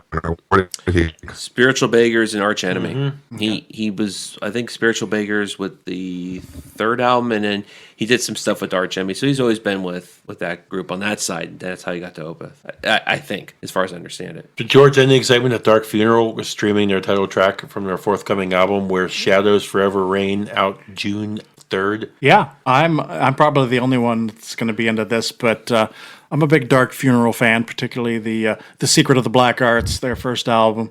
This is pretty stereotypical, black metal Scandinavian style. But yeah, I listened to this and I dig it. I'm getting old. I think I pre-ordered this. Oh.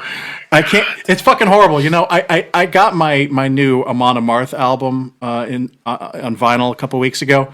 I just got a notice yesterday that my vinyl is shipping from Nuclear Blast. So I have two Amon Amarth albums coming on vinyl because I fucking ordered two because I forgot. You are crazy, man. But hey, the first one is the nice, pretty sky blue. This one's a green. So hey, Welcome to my world. Yep. I was like, what? Well, okay, first of all, I can't believe I've forgotten to order two. But second of all, this came out a month ago. What the fuck? Why isn't this shipped yet? Anyway. So yeah, I'm looking forward to the new Dark Funeral. They've got a new singer. They put out a single with the new singer about a year ago. It was really cool. And I think this is cool, so I'm looking forward to hearing this. So Isan says there is absolutely no point in making a new Emperor album. I don't know that I agree with that, but based on hearing his new album, I can't complain. His own thing is rolling. Yeah, I think somebody pointed out that he's now been doing solo work longer than he was an Emperor. So yeah, but Is this album number 6 for him? sounds about right. Yeah. And I can't agree with the fact that I would like to see Emperor again. Agreed. But certainly no problem with what Isan is doing solo. Yeah, his new record's good. It is. We'll get to that a little more later. I read the article that this was based on, and he went on and on and on about how I'm not going to do another album. Which means it's coming out next year. Next year, definitely. The more they deny it, the more likely it is to happen. This bullet point is brief, but he had a lot to say about it. Yeah, which means it's in the works. Yep. Definitely. Yep. Because, the more they say they are not going to do it, they're just hyping it up so that when it happens, it's more popular. Okay, thanks. We're in. Check it out. Yeah. Speaking of Amon Amarth, their new album, Yams Viking, was number 1 in Germany and number 3 in Switzerland, number 4 in Canada and Finland, and number 5 in Sweden when it dropped, and it even made it to number 19 in the U.S. So that, it's interesting when these numbers drop, because you're like, whoa. On one hand, that's pretty cool to be so high in America, and on the other hand, you're like, yeah, well, the record industry's in the shitter, so it's not surprising either. But still, it's cool. Good for them. Yep. Yeah, good for them. But the joke is 12 copies will get you there now. Exactly. Yeah. Death Angel released a new song called Cause for Alarm from their forthcoming album, The Evil Divide, which is released on May 27th. Does anybody listen to this? I thought it was typical Death Angel. It was pretty good. Yeah, that's my take on it. Nothing special, nothing wrong with it. Yeah. I'm just glad they're back. I remember, Buke probably remembers me bitching about the fact that they were gone for so many years. And then when they finally came back, I was overjoyed. We saw them with Life of Agony. They were great. Was it Life of Agony? Yep. Okay. Yeah, I thought it was good. I have a friend who is from the Philippines. He loves Death Angel because he's from the Philippines. Yeah, and that makes sense. Although there's only like one Filipino in the band anymore, but it used to be quite more. So if you're Filipino, you have to love them, I guess, but he loves them. Yes. Well, it's something you can relate to, of course. Sure. But Devin Townsend is getting ready to release an autobiography, Only Half There, in August. I am definitely going to be reading this book. I don't know Without about question. The madman from Canada. He's just, there's got to be something good in that. It's going to be depressing. Why is that? Because he's a depressed guy. He's got, big time depression issues and stuff. It's going to be like listening to The Wall. I guarantee it. Listening to Jay on this. That's funny. I know, dude. It's ridiculous. You think so? Because I actually think it might be more uplifting because of where he is in humorous where he is now. I mean, considering he's putting out more music than anyone combined. It's just one album after another, different project here and there. I don't know. We'll see. Yeah, we'll see. So there's a new band called Dunsmuir that released 2 songs on iTunes recently, and this band features Neil Fallon from Clutch, Vinny Appice from, Black Sabbath, and, probably a bunch of other bands you've heard of. And Jay actually told me about this.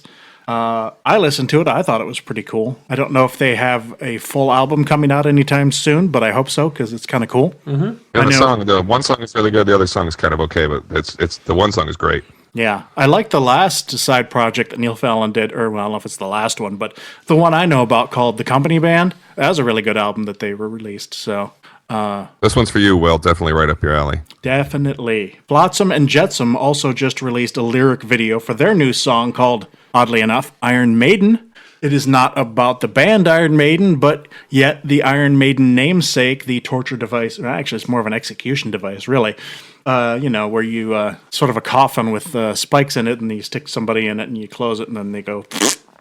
But and it's interesting. Jay told me about this when it came out, and it's good. It's definitely got like an old school like speed metal thing going on. But at the same time, it was almost like power metal. It was kind of different from what I know to be Flotsam and Jetsam, but I dug it for sure. So I'm curious to see what the rest of the album's going to sound like. It's kind of new wave of British heavy metal. Kinda, yeah. So I don't know. I guess we'll see what happens with that. Al Jorgensen of Ministry just released a new album with his new band called Surgical Meth Machine. They also just released the video for the song I Don't Wanna, which features some vocals from Jello Biafra of Dead Kennedys fame. And I don't know if anybody else has listened to this, but I'm digging it. I'm definitely going to pick this up as soon as I can find it on Bandcamp or somewhere else. It's very Ministry-like, it's... Yeah. If you don't like Ministry, then you're not going to like this. But I like Ministry, so I dig it. Yeah, it was interesting. It was something different for sure. Yeah. And Jello Biafra, you got to either love him or hate him because he's something. So Lars Ulrich says the new Metallica album is mostly done, quote unquote. He also said it would be difficult for me to believe that it won't come out in 2016, which is sort of at odds with what I've been hearing, that it would probably be 2017, but... Hey, I would love to see a new Metallica album this year, assuming it's good. Yeah. Keywords. Yeah, well, I love Death Magnetic, so if it's, as long as, I can't imagine they're going to go the Saint Anger route again. No. And so, I didn't care for Reload, but I liked Load. Mm-hmm. And so, really, Saint Anger is really the only album that I'm not a fan of. So, as long as they don't go there, I think we're fine. So I wanted to take this next one and say that Woven War, one of my favorite bands the last years, is recording a second album now that should be out for the summer, early fall release. I know they're a little more... Christian. A little more acceptable, easy to get into than a lot of these other bands. They get a lot of shit. It's members of As They Lay Dying, minus Tim, who's still in jail. Tim, I tried to have my wife knocked off, Lambesis. So I'm excited for that because their last album was catchy as hell. Right on. So I thought this next one was a little very interesting, actually. BMG is getting ready to relaunch the German record label Noise Records. Now, Buke and perhaps Mark, that probably means nothing to them, but to me and to Jay and probably to John, that's kind of cool. Yeah. Because Noise Records back in the day put out a lot of really cool stuff. Me in particular, they released the Running Wild albums. So one of those labels that you would buy it just because it was on the label. Yes, there was Noise, there was Combat. Those record labels just aren't around anymore. And yeah, I would buy anything that was on that. Bring it. That's all you can say. Yeah, let's do it. Yeah. Let's see what you got. Yeah, who knows what they're going to put out now, but it's just from a nostalgic point of view, Exactly, yeah. It's cool that they're going to do that. Yeah, great. So Samoth from Emperor is getting ready to release an album with his new band, The Wretched End. This album is called In These Woods, and it's releasing next Friday, actually, on April 22nd. It's kind of funny because he seems to release albums the same time as Isan does. And he swears that there's no works or no Emperor album in the works right now, right? Right. Yeah. But World Tour 2017. yeah, there's probably been a couple Isan albums since the last album by Wretched End, but the last Wretched End album came out the same month as an Isan album, so I don't know. But anyway, I heard one of the tracks off there, and I was like, yeah, okay, it's cool. I think I like Isan better, but I still kind of like what he does, so I will definitely be checking this out. The sample was cool. I listened to a little sample from it. It sounded neat. Yeah. I know probably most of us have been waiting for this next one. Gojira is getting ready to release their new album, Magma, on June 17th. About frickin' time. I'm in. Yeah, I think we all are. Let's do it. Possibilities it could be clear #1 album of the year from early indications. Yeah, what I'm reading from, there's a lot of excitement. And It's a possibility. Yeah, I'm telling you, from multiple outlets, this could be it. Yeah, if a meteor comes from the sky and kills Joel from Throssenblot, this could happen. But seriously, the new, very looking forward to the new Gojira album. I'm sure it will definitely be an incredible album. Yeah. And can't wait to hear it. I have a feeling it's going to be their Led Zeppelin 4. I could see that. Yeah. Which is saying something when you consider From Mars to Sirius. Yeah. To me, it's just lights out. Yeah. Yeah. So. Yeah. Mark, are you familiar with them? Do you? Yeah. Okay. The one that John just mentioned, I went and listened to because you guys mentioned it once. But yeah. I kind of jumped in between the album. They haven't put one out since I started really diving in, and so I'm kind of waiting for this one with you guys. But I'm looking forward to it. I'm sure it'll be good. So the band Nails is also releasing a new album on June 17th. It's called You Will Never Be One of Us. So it's a very people friendly, hey, let's all get along kind of album. I don't know. I haven't heard anything from it yet, but it should be interesting. I don't know them, George. What's their? I don't know them. They do really short, fast songs. I mean, I wouldn't call it grindcore, but their album was probably only like, I don't know, 20 minutes long or something like that. It's pretty popular from a underground true cult sort of thing. I would recommend checking out their last album because it was good. Okay, So cool. I'm very curious to see what they're going to sound like. All right, before we get into new releases, we want to talk about something we're drinking because it is metal. John, why don't you tell us about what we're drinking? We are drinking the Opeth 25th Anniversary Stout from Northern Monk Brewery, I believe is their official name, from England. Limited release, I think only 1,700 bottles. You can tell us because he's got the bottle in his hand. What's on the bottom? Yep, 1,700. Yep, And you're we are not- drinking bottle 994. That's your bottle. And I ended up picking up 4, and I had one with Will, which, yes, we are going to write it up at some point. We have to have another first. And saved one for my buddy TR, who I went to England with to go see Opeth for their 25th anniversary in London, which George has asked me to write up, and I'm still kind of delaying that. It's all right. We're all kind of delaying writing anything lately, And except for Will. And I saved one for Buke and George in the podcast at some point, and Mark was the beneficiary being here today for that. So, and Lucky me. they did a limited release. They sold out really fast. They weren't going to distribute to the U.S. Got lucky in that fact that I contacted the brewery, and they got back to me and said, we have somebody lined up to do our distribution. We want to jump on this. And I bought 4. Should have bought 5. But I think they just announced a new. Pale Ale, yes. Yeah, Yes. And that's going to be a worldwide distribution, that one. This was very successful for them. I don't think the brewery nor the band knew that it would go this well. And I think they actually showed up at the brewery. This isn't like the Motorhead beer. They're like, slap it on, we'll take it. Yeah. I think a couple guys actually went to the brewery. Yeah. So good for them. I know they're taking some stick for it because, they're brewing beers now. So what? Whatever. You know, they got to make... Who cares? Just drink the beer and shut up. Yeah. If you don't like it, great. If you like it, even better. Buke is off in his own little world right now. He's got his phone out. He's taking pictures. He's inspecting the bottle, turning it upside down, looking at it. He's Hold it up to the camera, Buke. I want to see it. And your guys' take on it? I think it's an okay stout. It's not bad. It's yeah, not. it's good. I like It's it. got- Not super special. It's not like an old Rasputin good. It's an but English style stout. It's got the roasty feel to it. It's not a heavy stout. ABV's not big on this, I don't think. But it's got a good flavor. But you know You what? like old Rasputin, Buke? It's my favorite stout. It's that good. and 1050. 1050? Oh wait, I thought it was 50 cent? I thought it was Bourbon County Stout. Bro, Bourbon County brand. bro, stout. you're right. Yeah. I forgot that. You're right. There's a lot of stouts. There's Pete are a likes. lot of stouts. Yeah. But I've been saving this one for. I've been telling them I'm going to bring it up. I'm going to bring it up, and finally got to bring it up. And we And there thank she you, is. sir. Oh yeah. So this will be in my bed next to me when I go to bed tonight, just coddling it and Yep. swaddling it. Okay, so let's get into the new releases now. This week's new releases, here they are. Spend your hard-earned money now. First up is the new Ace Frehley album, Origins Volume 1.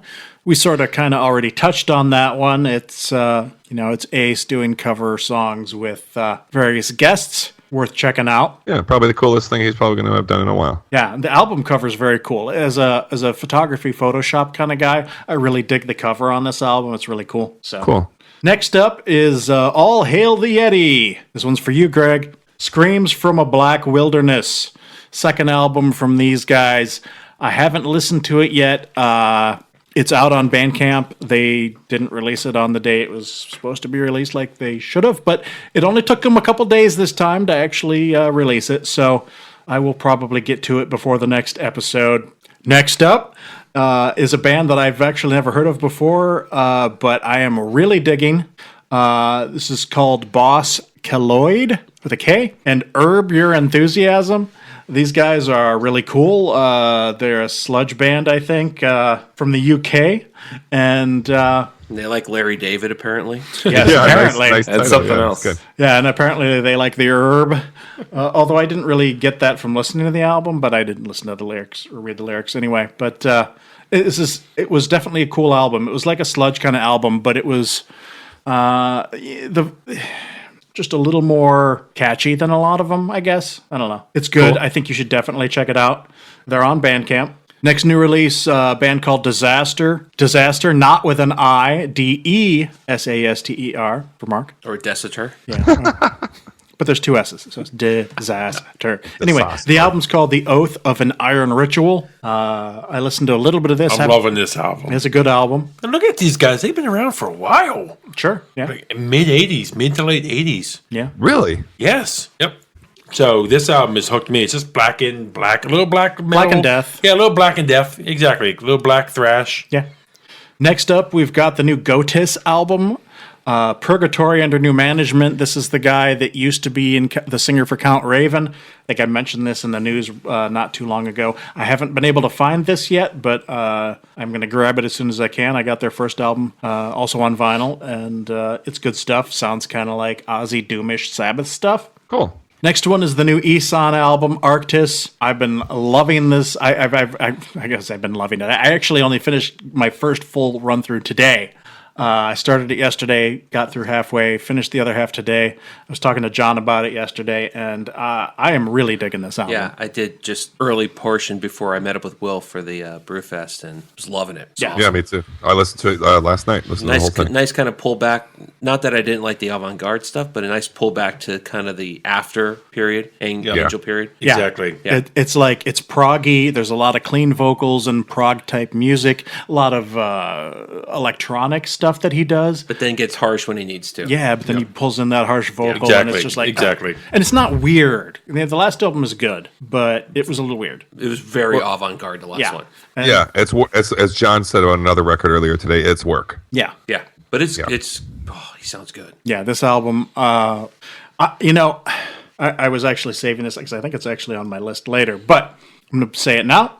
I see Eson heading down the Ackerfeld path. You know, right. he's going really proggy. An album or two down the road, maybe we don't have any harsh vocals anymore. Hell, who knows? Maybe we have an Ackerfeld Eson fucking prog album. Wouldn't that be something? Well, or just That'd be cool. anything. That'd be kind of cool. What do you mean? Any kind of That direction. they can collaborate on anything. Yeah. Yeah. Yeah, Just be kind of cool to see what those two could do together. totally. Two different worlds, As opposed to, say, Eson and Matt Heafy. Surely they must know each other, right? you would think. Yeah, they must. Wait, Matt Heafy or... Oh, No. No, definitely Matt Heafy. He in fact is featured on the second song on the album, Mass Darkness. And I sort of skipped over that the first time I listened to it. And then I was reading about it, and I was like, oh, yeah. And so I went back and listened to it again today. And he does backing vocals, but they're not like Heafy-like. So There have been rumors for years that they were together. yeah, well, they're doing a black supposedly metal doing project. a black metal project that Heafy wants to do. And I don't know, we'll see. Maybe we'll hear some of that at some point, but not yet.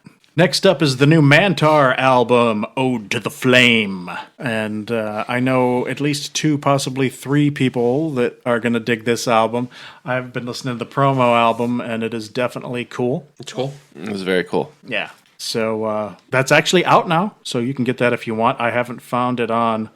No, it is. Obviously, it is on Bandcamp. I just haven't gotten But around. it's like it. funny to find. If you Google Mantar Bandcamp, it's not the first thing that comes up. No, there's a lot of bands that on Bandcamp that they're on there, but you can't search on the band name. You have to search on the record label to find them. Because this is Nuclear Blast, right? I think believe it is. so. Yeah.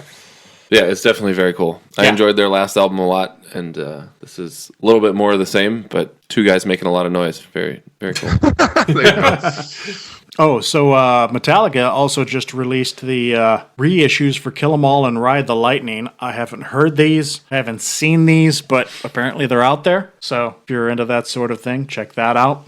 I know Buke is... I love this album. We got it as a promo early on. I've been pretty hooked on it. This is Necrot and the Labyrinth. Now, is this their first album or their second album? I believe it's their first album, from what I can see. Okay, so this is the one that you were talking about before. Yep. I thought maybe this was like a new one. I was like, ooh. No, this is what I was talking about before. All right. Next up is one Just that... wait, quickly comment. Just not black, just death metal, just classic death. Yeah. My style. So Certainly. Next new release is one called Palace of Worms and their album The Ladder. This is one that listener Rick told me about, and I dig it. It is very good. Just released on Friday is the new Sig Artir album, Northern. I'm also really digging that. I just picked that up on Bandcamp. It's a Canadian sort of folk black metal band. They've got a few albums out. It's like a one-man band kind of thing. It's good stuff. I definitely recommend checking that out. Next is one that it's a band I've heard about for a few years. You know, you always see people wearing the shirts. I know Randy Blythe wears a T-shirt by this band. Yep. The band is called Sour Vein, and they just released their new album, Aquatic Occult. It's pretty cool. Yeah, and I gotta tell you, this is actually a really cool album. I definitely want to go back and sort of explore their back catalog a little bit because I've never heard too much of it, but it is good. It's doom with like a heavy sludge sort of stoner thing going on. Some of the vocals are harsh, some of them are clean. It's a good album. And it's a kind of a retro production style type doom, if that's, you know, not as old sounding as Witchcraft, but that kind of thing. Yeah, Yeah. totally. And of course, we already mentioned the new Surgical. As we already mentioned, the debut album from Al Jorgensen's Surgical Meth Machine is a self-titled album that just came out. Check that out. By the way, Al is 60, I think. I saw recently. And still alive somehow. Right? Somehow. I read his book last year, and wow. If anybody deserves to be dead, it's Al. Seriously. Him and David Crosby. Yeah. Well, I saw something on, I think it was probably on Blabbermouth recently. It was Al Jorgensen's Guide to Drugs. And they go through all the different drugs that you could possibly take, and Al gives you his lowdown on, yeah, I did that. Yeah, I didn't like that. I'm a fan of Sterling Silver Spoons. So when you and it's just like, yeah, what was one of the ones he was never really into, like, I think it was probably like crystal meth or something like that. Smart man. Yeah, he was more of a heroin and beer and pot. And but it was kind of funny. So, you know, but I'm glad Al's still with us because he makes some interesting music. And our last new release is a band called Woad and their self-titled album. They're a UK black metal band, and I just kind of, I don't know, they had a cool album cover, so I was like, oh, I'm going to give this a listen, and it is kind of cool. And those are our new releases for this time. Why don't we move on to our top 3 for this week? What's your top three? What's your top three? What's your three this week? This Now, one's Mark, hard, man. top 3 is a little. It's difficult. I had a hard time with this one. Because this is Mark's first time on the episode, I asked him if he would come up for... This was fun, though. Yeah. I like female-fronted groups, in which Mark picked. And that's what it is this week. Yeah. Top 3 female-fronted bands. really easy for me. Yep. Yeah. So, I guess let's get into this. I will say this. George and I like female-fronted groups. George doesn't. See, now... No. See, and the thing is, the style that I like, George doesn't. Ooh, I'm interested now. George's number one's probably going to be like fucking Doro or something like that. So let's just get into your list, Mark. Damn it! Go ahead.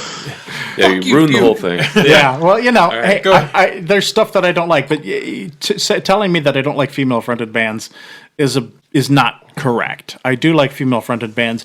I don't like the popular female-fronted bands. Fair We enough. talked, George and I talked about this yesterday a little We bit. did. We did. So, all right. You look at your Bandcamp, dirty whores. No, Yeah. I'm sorry.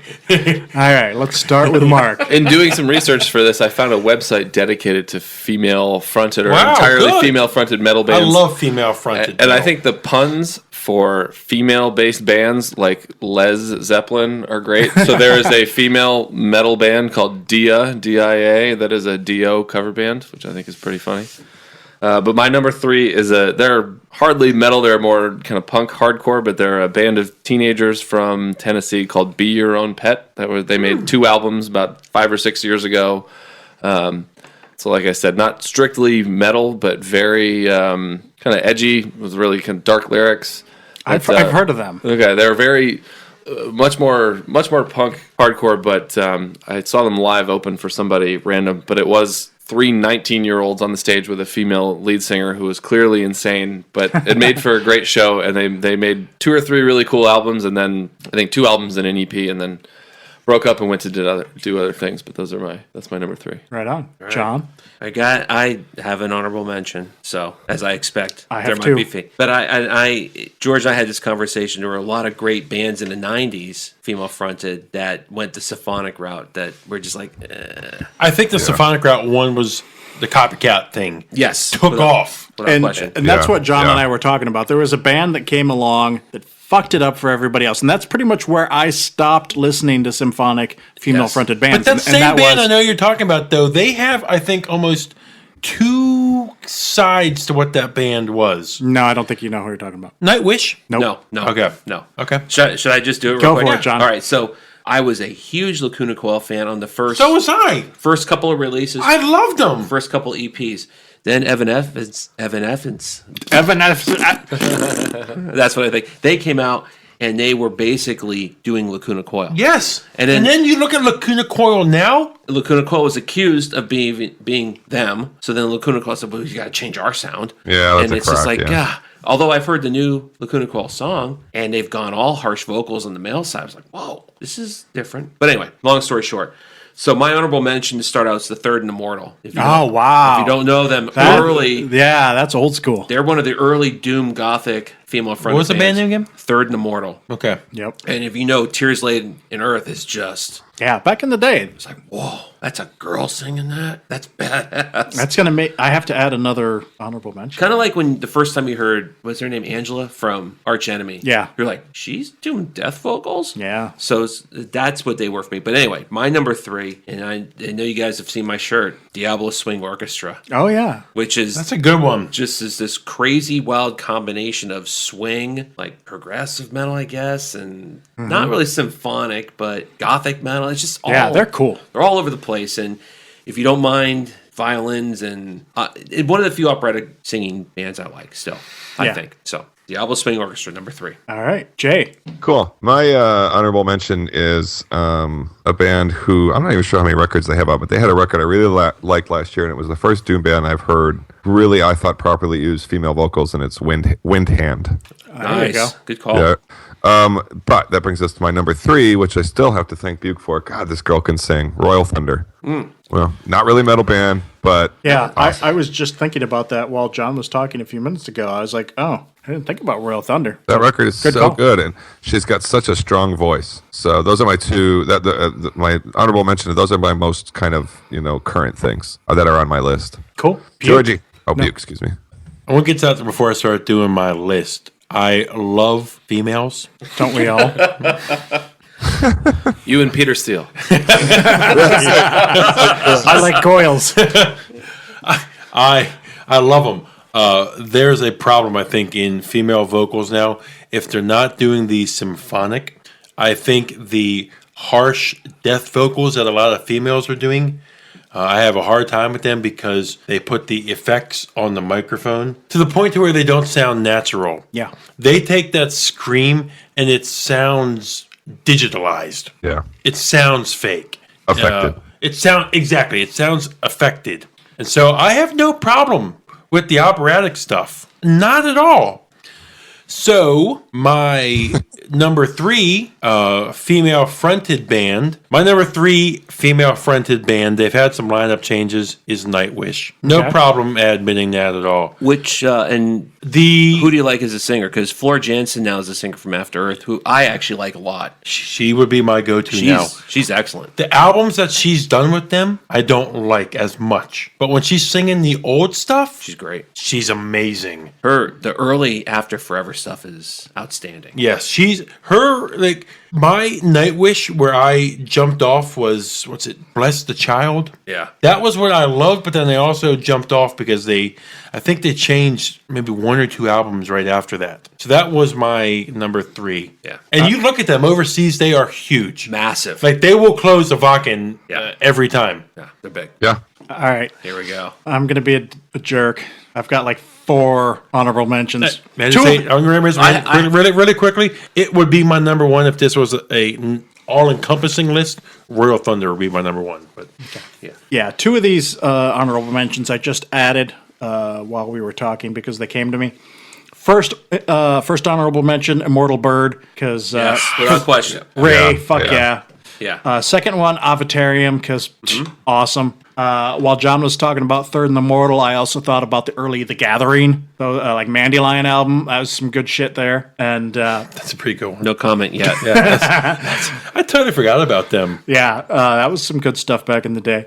And it also reminded me of Grace Perry from Landmine Marathon, the original singer from Landmine Marathon. I fucking dug her. But my number 3, fucking Mirkur. Okay. I considered it. It didn't quite make it, but it was totally worth being there. Yeah. All right. Back to Mark for number 2. Yeah, did you guys listen to what was it last week? The Cult of Luna with Julie Yes, Christmas. Julie was in it? Christmas, That was really cool. That's is not my really number cool. 2, but that was really, really cool. That's on my list later. Yeah, I enjoyed that a lot. So you guys are gonna make fun of me, but I was a huge new metal fan in the '90s. I have more. Get outta here. I have more Limp Bizkit CDs than I'd care to admit, but I was a big Kitty fan. Turn your head around in forward the for us late before you '90s. fucking- So my number 2, I picked Kitty. Do you remember Kitty? Oh, yeah. They suck, but Spit. they're Brackish. yeah. Yeah. That was just for fun. That's Oh, fine. know, That's cool. I We'll think let they're you doing stay. they're doing a fundraise. They're doing a crowdfund to make a documentary about them. Yeah. Really? Yeah. So yeah, not just female fronted, all female. So maybe I get extra credit for that. Probably not. Indeed.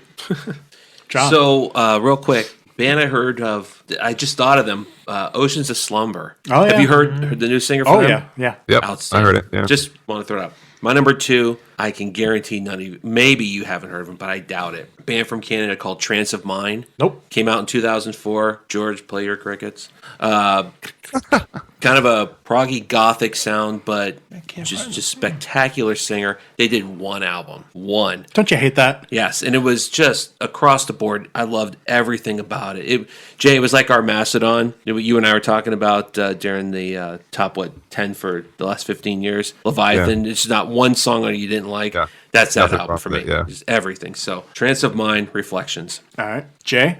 All right, this is where I get a little more generic, but I really did think the previous incarnation of this band I liked quite a bit, and anyway, I'll just say it, Arch Enemy. I like the Angela Gasso Arch Enemy stuff. I think it's really good.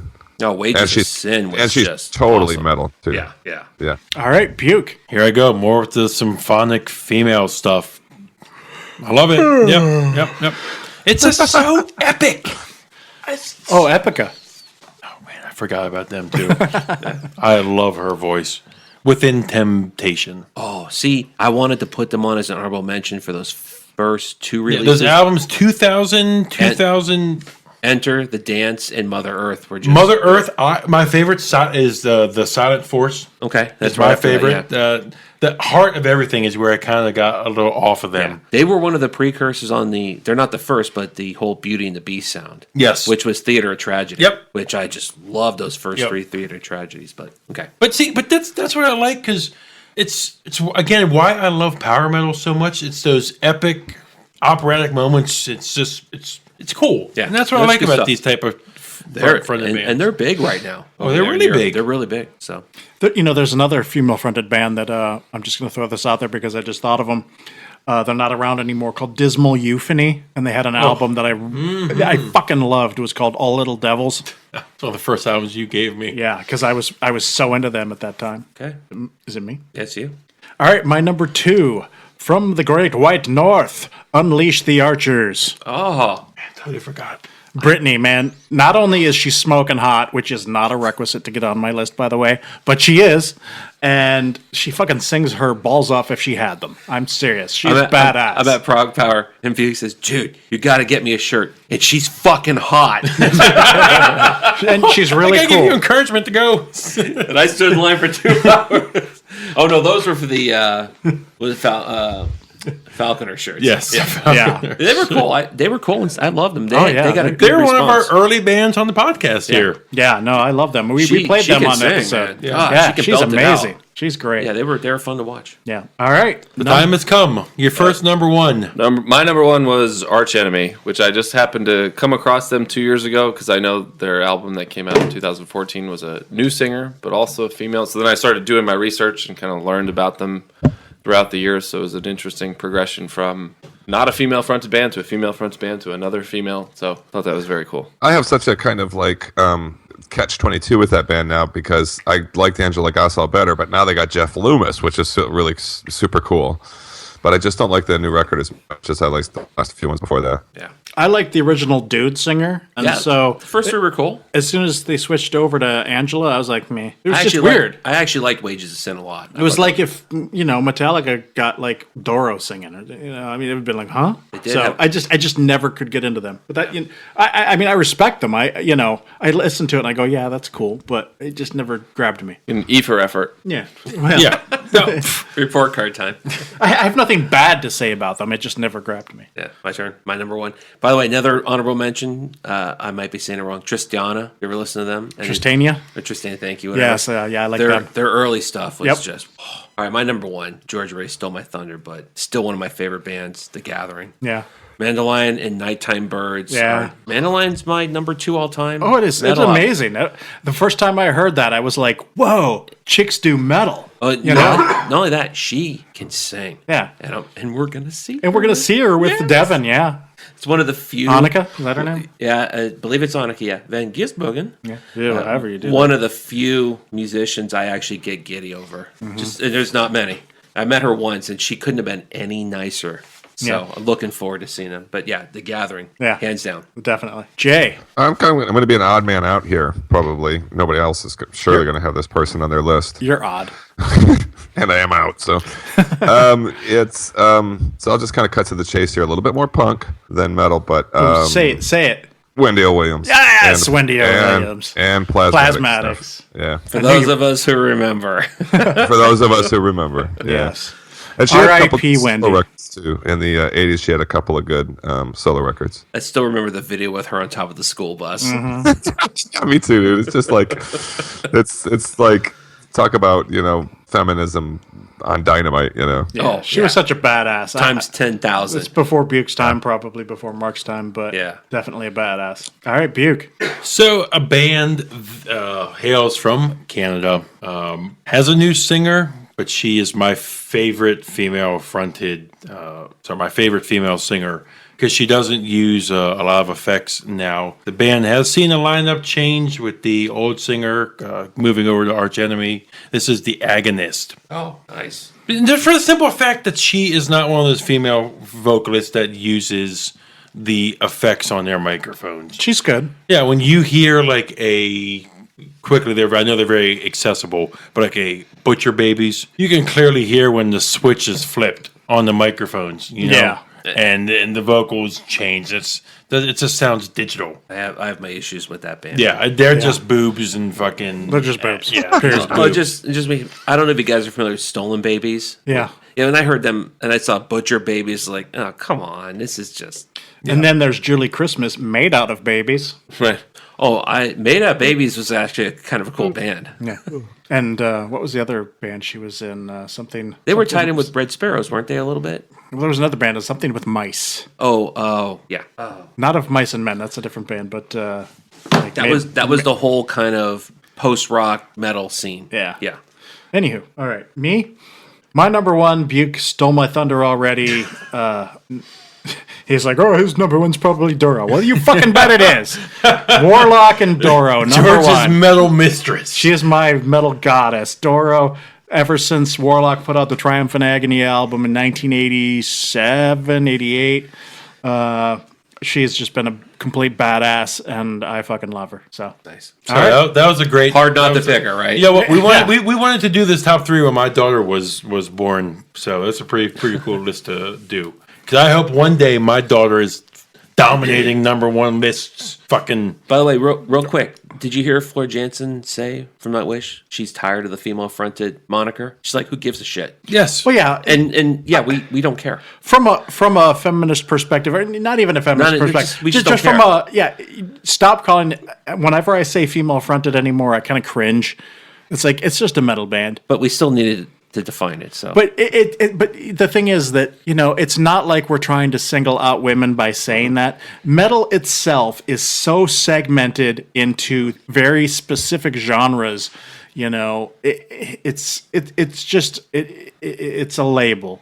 It's not like we're trying to single you out because you're female. It's just a definition. Yeah, and the one thing about this too, you hear some in the metal community, but us four and a lot of the guys that we talk to, it's never like this boys club. No, you know not what at I'm all. saying? Yeah, like no. stay out. Yeah. Yep. I mean, I've been a fan of Doro for fucking almost 30 years now. And Never crossed your mind. it's never crossed my mind. crossed It's your like, mind. if you rock, you Yeah. rock. I don't care if you have a Yeah. dick or It's not. the whole Rob Halford Yeah. thing. Yeah. Never, don't care. I just think you the like hard- guys, you like women, you have a penis, you Give a don't. shit. I don't care. I just If you think rock, you rock. The hard thing is, it's a lot of it comes down to anatomy. A lot of the vocals you listen to are hard, harsh vocals, and of course, that's just not natural for a lot of females. And yet some of them do, like Angela and like Yeah. Mirkur, and they're. Exactly. And yeah, I mean, another one that I really liked, Cerebral Bore. The is a Scottish like heavy like grind, not all about grind, but like maybe technical death band, and she was this cute little girl, and fucking she was just tearing it up on vocals, and I fucking loved them. And so yeah, who cares if you have a dick or not? If you're fucking awesome, you're awesome. Yeah, agreed. All right, let's move on to what we're listening to.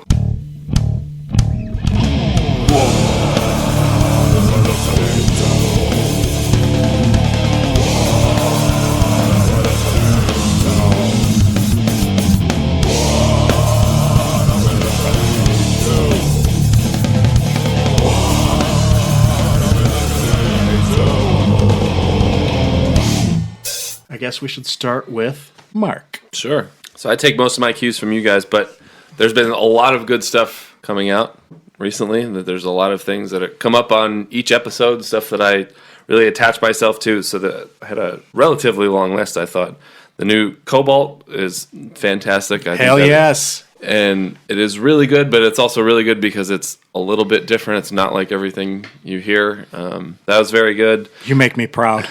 I've started listening to Graves at Sea. George has a shirt on. I think I listened to it in the car at first, and I said, okay, that sounds pretty cool. And somebody, it was either George or Jay, said it's very rewarding when you listen to it with headphones, so I did that. Yep. And I definitely agree with that. Something really stuck with me there. The new Mantar, which came out just yesterday, I've been enjoying for the last couple days.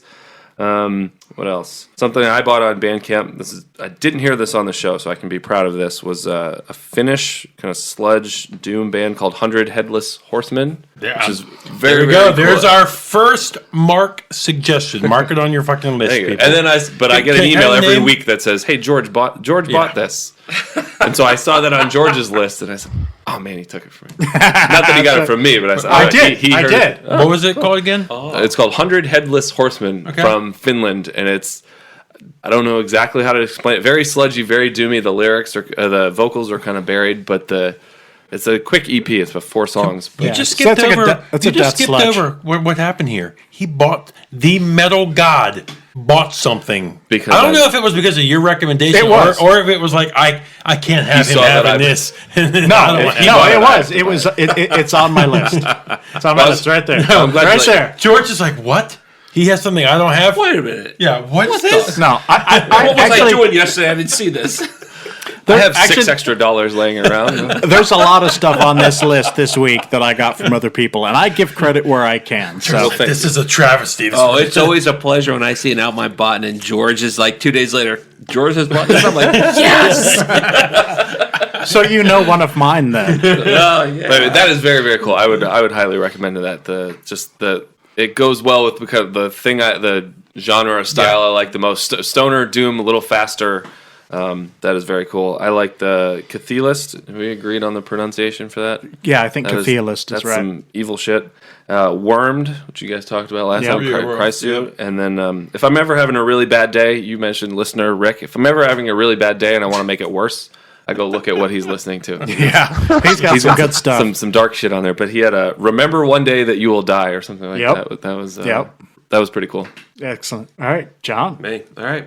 So obviously Novembre, I've been a fan of theirs for years, but just real quick, Peaceville and Burning Shed in England, when they sold the album, they also included the EP with it. So I got the Ursa, and it's Anna Luce, I think it's EP, so I've been big on that. The Cobalt, obviously, Slow Forever. For anyone who's into jazz from hell, metal, Counterworld Experience, album called Pulsar. Okay. The Counterworld Experience is the band name? That's the band name, Counterworld Experience. So if you don't mind kind of jazz-influenced metal or metal-influenced jazz, jump on it. All instrumental, cool stuff. And I think this album, Buke, you would enjoy. There's, I think the drummer from Obscura's on one album, or one song. Steve DiGiorio. How do you say his name? The guy, the bassist from Death, is on one album. Yeah, I'm seeing right here. Yeah. It's nice. It's cool. Yeah, the guy from Alkaloid, Obscura, just like you mentioned. Wow. So, yeah, give it, whatever. Graves at Sea, obviously. Jay and I have gone back and forth about it a little bit. George and I have talked about it. It's killer. Been a fan of these guys since I first met them. Spiritual Beggars, their new one. Sunrise to Sundown. I'm a bigger fan of the earlier stuff when Spice was the singer, but I still listen to everything. They're more now, I think, in kind of the deep purplish David Coverdale period. Yeah. But it's still about cool that? stuff, you know? And they're one of the few stoner metal rock bands that I think are doing it right. And think about it, Carcass, Arch Enemy, Spiritual Beggars, Mike's just having a run of all the bands. He really is. So, and they're one of the few bands on Instagram that like all the posts when I put a Spiritual Beggars album on there. Somebody's doing it. So, anyway, real quick, I'm going to butcher this and I'll leave the album title to George. Oranzi Pazuzu, is that how you say it? Yep. Their new album is just... We've had this conversation. I love the old 60s psychedelic sound. Add a little, not even just black metal, but just metal. Yeah. Extreme metal, I think it's a good way. Oh, I love it. The new Isan, I'm liking. I just literally started listening yesterday, loving it. One album I got earlier on, but I've been in contact with one of the guys in the band because he sent me a message. Wilderness King from South Africa. Yeah. Their mystical future. He sent me the album. He's been sending me emails saying, "Hey, John, I'm sending this out to you. By the way, I love your name, White Cluster 69. I'm a huge Opeth fan. My arms, you're hers. Still Life, Blackwater Park." So just back and forth. I think I mentioned Wilderness King on a couple You did. episodes Yeah, ago. you did. Yep. And kudos, his name is Keenan Oaks, I believe, and he's been in contact with me. I love when bands do that. That's And really it's cool. it's a little personalized. So hey, rock on, brother. Thanks for sending the album. And South African metal. I mean, come That's on. love awesome. it. So give him little props here. You know, it's a cool album too. And then a boatload of Joe Satriani right now because I just saw him. Been a fan since Surfing with the Alien came out, and he just played in DC. So his whole catalog's been on my playlist lately. Joe. I love Joe. Yeah. And he's the impetus of, "Hi, my name is John." So My name is John. That's right. All right. Jay. Still listening to the Graves at Sea record a lot. Isan has entered into my rotation. Couldn't agree with Mark Moore. Cobalt, that record's great. Sure is. When George is saying, "Jay, have you listened to it yet?" Finally, you get to it because that means you're probably better, and it's great. Cobalt is so good. And then finally, my newest obsession is a band called Vreed Hammer with a record called Violator. Yeah. This is going to be in my year-end top 10, no question. This is sort of a blackened. No, it's not. That's the wrong way to put it. Kind of a thrashy death thing. Yeah. Damn. Okay. Yeah, and with a little bit of Lamb of God and Nevermore thrown in there, just a little bit. And there's not a wasted riff on this record. It's so good. Yeah, it's it's 7 songs. It's almost not long enough. So that's my new obsession right now. That one in particular. Yeah, it's definitely So a what I great did- album. I remember their last album It's- coming out, and I was like, "Oh, this is good." But I didn't really hear I had much to- around this release, so I'm glad you brought it to my attention. Yeah, I didn't either, but I think it's getting some good reviews out there now. So that was what I had to get on vinyl too, for sure. Yeah, I'm bummed because they're not on I would call that Bandcamp. They're not on Bandcamp that I That's can my find, and so I haven't not, gotten yeah. it yet. I've just been listening to it on streaming. But that is my recommendation of the week, by the way. If you're out there and you listen to this show, you really need to hear this record. Definitely. Duke. Okay. I'm listening to the new Amon Amarth. I will give my opinion on it as a fan of the band and say there's a couple of tracks I like on it, but they've become very commercial Sure. for being a Viking death band. Very accessible. At first I thought I loved the album. Giving it a second spin, not so much. Catchy songs, but that's my take on Johan that. would just say that they're a metal band. People call them Viking metal, and he's like, "We're not Viking metal, we're metal." Those And songs that talk sounds about- more Russian, but you know. Yeah. The Disaster album, The Oath of the Iron Ritual, I've been listening to a lot, like George mentioned on new releases. Our favorite female drummer, Ray of Immortal Bird, recorded drums for an album that came out back in February. I just found an experimental metal band, 8 Bells. Oh, Yes. it's a cool album. That's a great Really album. cool album. Yeah, Really love cool. it. I just found that this past all week. female band. Yep. Yeah, no, I mentioned it a couple episodes ago. It is really yeah. good. It's a nice album. I like it. a Yeah, lot. I just found it this past week, so I like them a lot. To get the exact title, it's Landless. Yep. yeah, Yeah, good album. February 12th it came out. I've been busy with work, so I really haven't listened to too much. I did, on your guys' recommendation, buy the Cobalt album. It did not stick with me. You should keep trying. On first listen. It's like, and I was surprised by that because it's kind of, I described it as Tool meets 3 Inches of Blood. Like if Cam Pipes were singing for Tool, doing a black metal album, because the vocals are high and screechy, kind of like Cam Pipes' 3 Inches of Blood, but the music is black metal, but it's a little more proggy like Tool. And so I was surprised that you didn't like that. And I have also listened to an older band, nothing new, Sorcery, Legacy of Blood. Cool. Nice. All right. This is the part of the episode where if you need to go to the bathroom, need to take a nap, maybe go out and buy a sandwich. It's been a few weeks since we've done an episode, and so I am flush with new albums. I'm going to try to be brief as possible. Mark is changing out the ink to his pen right now. Yeah. George is going to email it to me. Yeah, it's Yeah. called Yeah, it's called just Pause. put your pen down. Enjoy. I'm going to, luckily, some of these we've already covered, and so I don't need to talk about them again. I'm going to be trying as brief as possible. Just go Just and rattle them off. I'm going to rattle them off, and if you want to hear more, do that. All right, because there's a shit ton. Yeah, just rattle This is them my off. biggest list ever. So, all right, sit down, enjoy. First one is a band called The Algorithm and their album Brute Force. This is a French electronic band. There's not a whole lot metal about it, and yet it is metal because it is like dark electronic, and it is cool. Check it out. Next up is a band called Au Revoir. That you'd think they'd be French, but they're not. They're from Jersey. They're an instrumental metal band. They build themselves as instrumental, but they actually have some vocals. They're kind of buried, and I think they might be guests. But the album is called, it's Veles. However the hell you pronounce that, I don't know. But it's cool. Check it out. Next up, I've already mentioned them, Boss Colloid and their album Herb Your Enthusiasm. UK sludge band, very good. Moving on. Next up is a band called Bosk, Bossk, and their album The Audio. Star Wars Bounty Hunter? Yes, it is. Their album is called Audio Noir. They're a UK atmospheric sludge band named after the bounty hunter from Star Wars. Next up is one I got from John from his Bandcamp. This is Chiconia and their album Winterize. It's a Spanish instrumental they're great. band. They are fucking awesome. Heavy as fuck. I Yes, love it. it's really good. Check that out. You can find it on Bandcamp.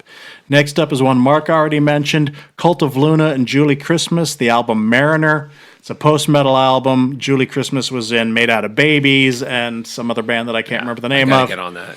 And I love Cult of Luna, and this one's pretty good too. Next up is one from listener Rick. He told me about these guys. They're called Death Fortress. I picked up 2 albums from them on Bandcamp. One is called Among the Ranks of the Unconquerable. The other is called Deathless March of the Unyielding. They're a black metal band from New Jersey. Next up is another band I picked up 2 albums from. They're called Destroy Judas. Their latest one is called Forever Like Stars We Shine. They're from Long Beach, California. It's kind of a mix of all kind of metal styles. And I also picked up the album Awake by them. Next up is one for Buke. This one's a prog death band from Portugal. It's called Destroyers of All. Their album Bleak Fragments. Dude, I think you'll like this one. You should check Okay. that out. Destroyers of all. Yeah, it's good. Next up is the new Leif Edling band, the Doomsday Kingdom, and their EP Never Machine. It's, the dude from Candlemass. It's good. It's only a couple I of didn't songs. even know. I didn't even know it was out. When did it come out? Like 2 weeks ago, probably. It's on Bandcamp. You can find it there. It's good stuff. It's Leif, Next up is a band called Ecocide and their album Eye of Wicked Sight. This album actually came out a couple years ago. They're from the Netherlands.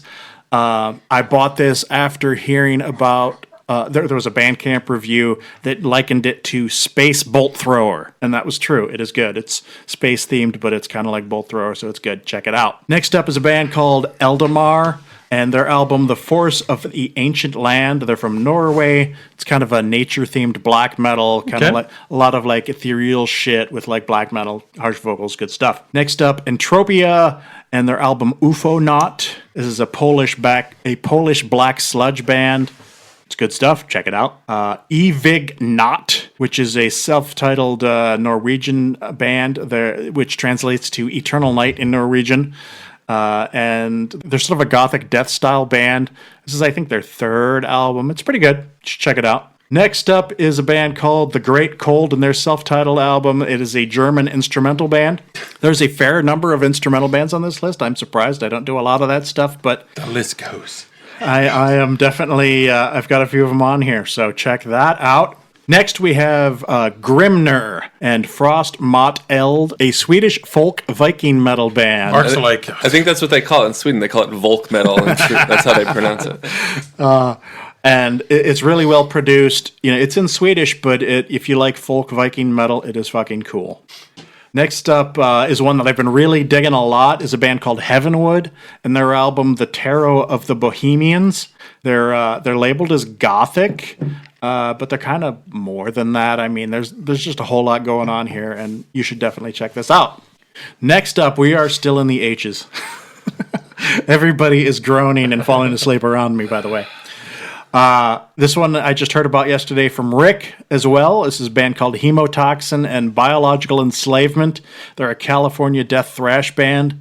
Buke was saying that he didn't like the vocals on this, but honestly, I listened to this and the vocals sounded a hell of a lot like Chuck's from Death. This is very Death influenced and is really good, so check it out. Next up is one from our good buddy Will called Hoven, Hoven, and their EP Mule. They're a UK progressive stoner metal band. As mentioned on Mark's list, I also have picked up 100 Headless Horsemen Hexagon EP. They're a Finnish death sludge band. is this really in order? It is in order. Next up is Eson, Arctis. We already talked about that. Great shit. You should pick it up. The next two are not even metal, but they are metal in spirit. John Carpenter. You ever heard of John Carpenter? Sure. Really want to check this out. He he directed movies like The Thing, Fog. The Fog. He's a horror director back in the day. He did Halloween. Yes. He did the music from Halloween. Well, he released some instrumental like keyboard music. This is the second one, I think, isn't it? Yeah, he did Lost Themes 1 and Lost Themes 2. And Lost Themes 2 just came out. I just picked up both of these. And? They're not even metal, but they're fucking cool. Yes. They are very Are they cool. like Are they what? keyboardy or? Yeah, they're very keyboardy. or- I mean, if you like what he did for Halloween, you're gonna like this. It's just bad. It's dark, but it's not metal. It's just cool. It's really cool. Did you ever check out that Goblin Rebirth thing? It's a great album. I did not hear that. It's an old. Didn't those guys do horror scores, John, back in the day or something? Yeah, and this is kind of a remake of the older band with some of the band members. There's a couple different versions of the band out right now. So yes, It just sounds vague. It just sounds like vaguely in that same idea as the John Carpenter thing to me. Cool. All right, we're up to K now. King Goat is the next one, and their album Love it. Conduit. They're a UK progressive doom band. This is also one that I highly recommend on this list. And I got that from you, George. Yes, Thank you. I saw you did that. I was like, it's a kind of a goofy name, but it is definitely worth checking out. It is better than their name Very implies. Candlemass-like in the vocals. Yes. Next up is a band called Like Rats and their album 2. It's kind of a hardcore sludge thing. It's also better than you would think. I was surprised by it. It's kind of got like a black metal logo. You should just need to listen to it to see what I'm talking about. Next up is a band called Merlin and their album Electric Children. It's kind of a stoner doom thing, but I kept getting this like Marilyn Manson kind of vibe from things. So I don't know. It's on Bandcamp. I'm pretty sure. Check it out. Next up is the new Moon Sorrow album, which I'm not even going to try to pronounce because it's in Finnish and I can't fucking say it. So just look up the new Moon Sorrow album. It is cool. Next up is Mountain Witch and their album Burning Village. They're a German retro doom band. Very old school sounding, but very good. I highly recommend it. We already mentioned this next one, but I got to mention it again. This was from Rick, and it's a California black metal band called Palace of Worms and their album The Ladder. Very good if you're into like Migwa and stuff like that. Next up is another instrumental band called Release the Longships and their album Wilderness. They're from Hungary. It's instrumental. It's a lot more clean, pretty stuff than like heavy stuff, but there is some heavy stuff in there. I recommend it. Mark also mentioned this next one, Remember That You Will Die, a self-titled album from a Australia Netherlands black post-metal band. Pretty good stuff. Next, we have Rimfrost and their self-titled album of Swedish black metal. You know, check it out. It is what it is. Next, we have Show Me a Dinosaur and their self-titled album. They're a Russian band, and I feel like they are pretty much a Deaf Heaven wannabe band. The music is very Deaf Heaven-like. The vocals are buried and screechy, so if you like Deaf Heaven, you will dig that. Next, we have Sig Artur. We already mentioned that, Northern. They're a Canadian black metal band. It's awesome. Check it out. Sorcier de Glacis. The album's called North. They're a Canadian black metal band. Old school black metal. Good stuff. Sour Vein. I already mentioned them as well. Aquatic Occult. American Sludge Doom. Spheronaut, the Doombringers Blues, a German stoner doom band. If you like stoner doom, it is what it is. Another one that I really liked a lot was Sonata. Sunnata, and their album Zoria. It's a Polish sludge metal band. Okay, we've gotten to the U's, so we're almost done. A band called Uada, Uada, and their album. Marcus, like, this is a lot more glamorous when I'm listening. I listen to it on double time sometimes. If we did it goes faster. Yeah. You can, on your podcast app, you can. I keep thinking of Star Wars. Almost there. I'm sorry. Come on. You guys told me that it was okay to go long. You know what you say? It's real glamorous till you pull the curtain back a little bit, you know? Once the fancy editing and everything. Take the top off. Yeah. Exactly. There's only a couple more. So, like I said, Uada, Devoid of Light. They're a Portland, Oregon black metal band. Also kind of in the Migwa vein. Very, very cool. Next one is another one from Rick called The Wake Dead Gathering and their album Fuscus or Fuscus, perhaps. You have time to listen to all these. It's been a month. Okay. Strings of the Black Lyre, Lyre. They're an Ohio death metal band. Good stuff. I already mentioned Woad and their self-titled album, their UK black metal band. Two more. This one's for Buke, The Zenith Passage, and their album Solipsist. It's an LA tech death band. I think you will enjoy that. It is good stuff. And finally, the last one, also from Rick. This is Zrine and Unor Theta. They're an Icelandic black metal band. After this, Mark ain't going to come back. So, Rick, you want to go on the podcast? Yeah, he needs this one. I'm sorry. No, don't be sorry. I gotta put down what I'm listening Exactly. Put it. Don't be sorry. We're just fucking. He's Don't be gonna sorry. apologize to Mark because he's gonna be like working like 3 weeks on this playlist on Spotify. Don't be sorry. Yeah, Copy and that's it, paste. Copy and paste. Don't be sorry. to. All right, let's move on to our classic album.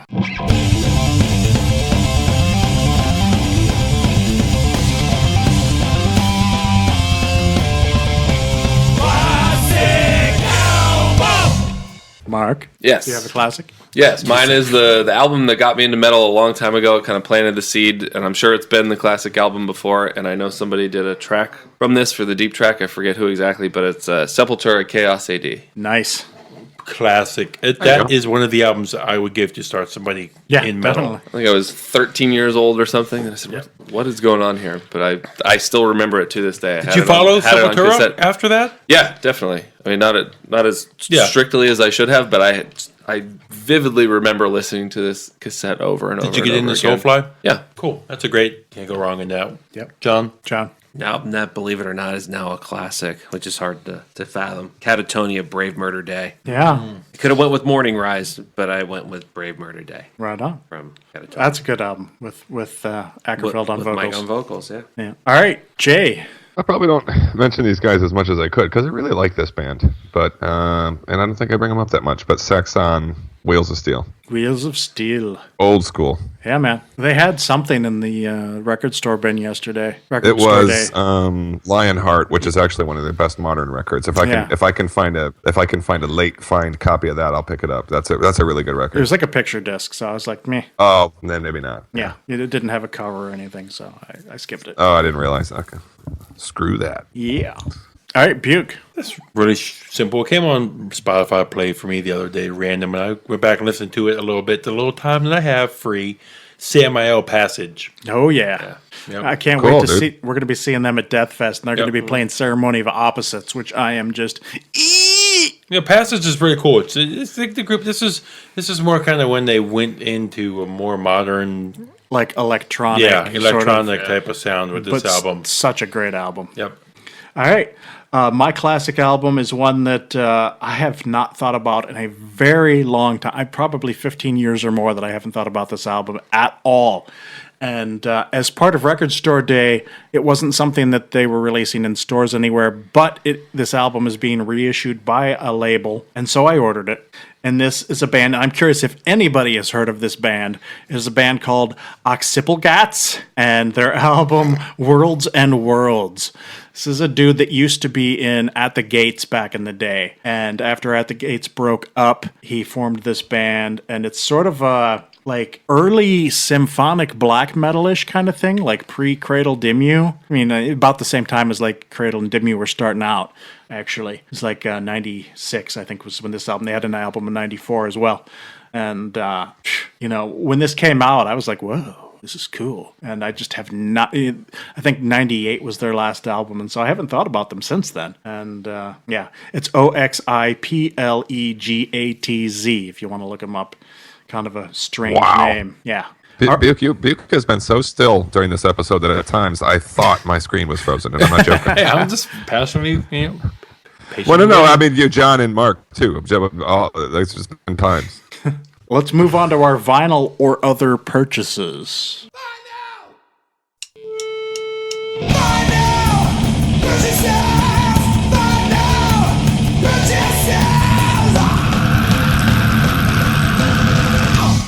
Mark, you have anything? I don't, because I don't have a record player. But I think I told this story off air. My wife said, I buy one like maybe once every other month. And she said, stop that. Or why do you buy all these records? And I think she meant stop buying records. And I said, instead, I'll buy a record player. And then I went to Goodwill and I bought one for $12 and it was broken. So the last one I bought was a Tool Undertow. I actually bought it at Soundgarden. I go there whenever I'm in Baltimore. Hell yeah. Great Store's store. pretty amazing, isn't it? Yeah, it's very cool. It's huge. All right. All right, all in order. Finally picked up Atheist Elements. Oh, yeah. Again, with this band, The Contortionist Language, their rediscovered edition, which I guess they redid a few tracks for that. Got the Mobile Fidelity version of Killing Machine by Priest. Catatonic Sounds of Decay, got the EP finally. Finally picked up Monolord's Empress Rising. The only two November Dooms vinyls, Photic and Bled White. The Aranci Pazuzu again. With them, Spiritual Beggars. Nice. Picked up 3 from Spiritual Beggars, Another Way to Shine, Mantra 3, and Ad Astra. And they do it right. Not only do you get the vinyl, but they slip in the CD version with it. And they're all remastered. So, got that.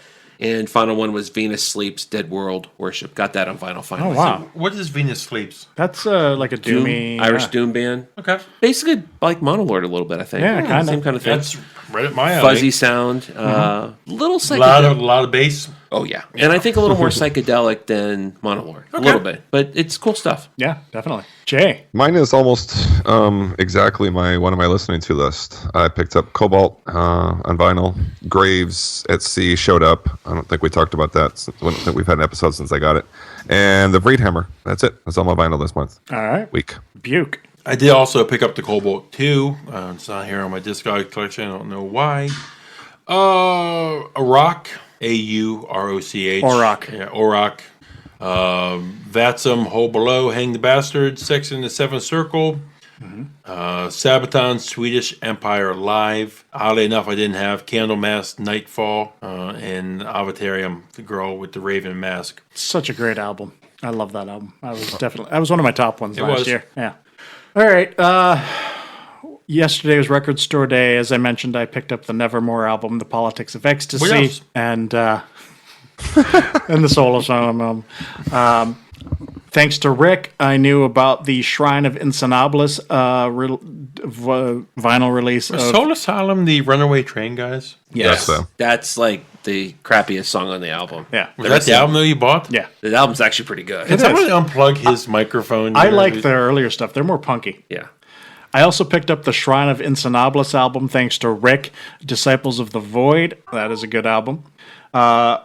I received my first copy of Amon Amarth's Yams Viking. Apparently I have a second one coming. I don't know what's up. My Discogs didn't update. I got that also. I bought that. Yeah. I got Immortals at the Heart of Winter. I got Megadeth's United Abominations, Carcass, Necroticism, Descanting the Insalubrious.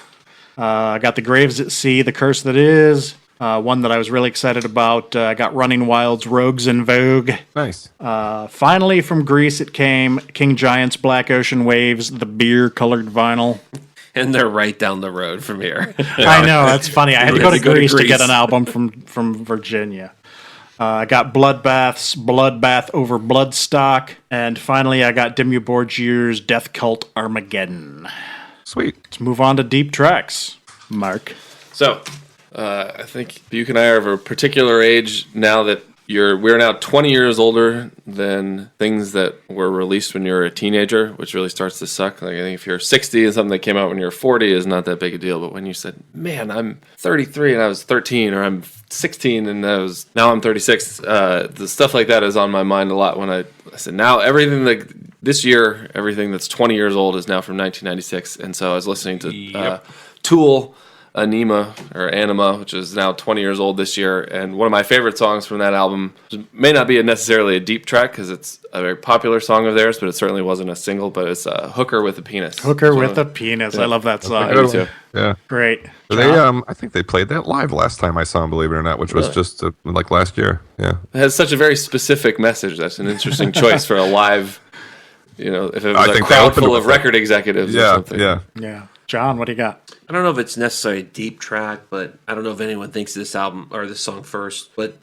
Sabotage from Streets, Strange Reality. Yeah. It's good. Definitely deep. Yeah. That is really good. All right. Jay. When we started this segment a while back, George, his first one was Off Ride the Lightning, and I thought he was going to say this song, and he didn't. And so I've been meaning to bring this one up ever since, and it's Trapped Under Ice. Trapped Under Ice. Good choice. Off of British Steel, you don't have to be old to be wise. Oh, I that's a just great heard song. that. Love it. Yeah, that's a good one. choice. It is a good one. That should have been like a popular single, but it And you know what? When they were on tour, they were doing this album when I saw them a couple years ago, and they stopped right before this song. No. Yeah, they played like the 4 song. I think this is track 5. They played the 4 before this, and then went on to different Whatever. songs. Yep. I guess they're not wise. That's weird. They're 'cause just I thought, old. I thought they did that on that tour. I don't think they did, if I remember correctly. Wow. Yeah, I don't remember, thought- but that was the British Steel tour. Yes, I yeah. they didn't play the whole album, and I thought this was where they stopped. That's wild. Yeah, It's crazy. All right. maybe they did. Maybe, who knows? But I'm not going to take It's the a time great. to read. It's a great song. It's a great song.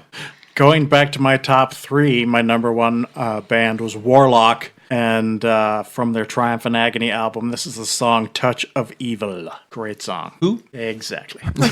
It's deep. Come on. It's deep here, people. You're not supposed to like it right now when it's said. Yeah, you're supposed to go back and check it out. All right, well, that pretty much brings us to the end, finally. If you're still awake after my long rant, we are finally here at the end. So before we go, check us out on SoundCloud. Check us out on Facebook. We are on Twitter. I am at DiscipleOVMetal. I'm Matt Opeth fan. At Catatonic J. Mike Cluster 69. I really got to. Mine's my first initial and last name. I'm never going to get a job in the future if I don't change it. But M. Franceschi, MFRANCESKI. But it's okay. You just post about music stuff. You're okay. Yeah, that's right.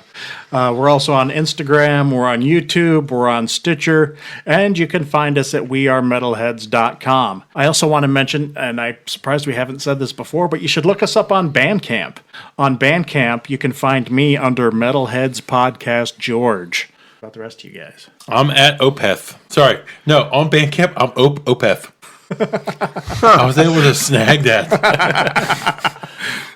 Yeah, seriously, my Bandcamp username is Opeth. That's sweet. I think I'm still White Cluster 69. I'm checking right now. Yeah, mine's the same as my Twitter. All right. So thanks for coming around and giving us a listen. Yeah, thanks everybody. We've had growing by the episodes, listener count, Yep. feedback. Yeah, glad to you have know. them. Few more weeks, we'll be heading to Death Fest, and we'll be giving you some live coverage from there. Well, not so live coverage from there. If you're going to Death Fest or any of these things, reach out to us. Yeah, I think it's about time to mention that. We are going to Death Fest, so if you are going to be at Death Fest, get a hold of us, and we'll have a beer or three, and maybe you can get on the episode that we record while we're there. So And the whole gang will be there.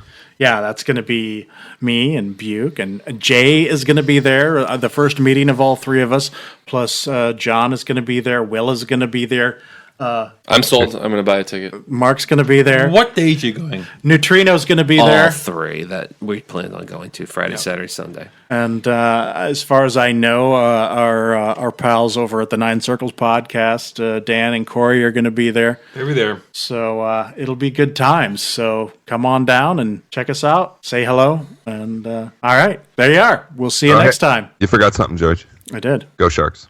Go Sharks. Fuck you. Go Caps. Go Kings, go. Oh, that's painful.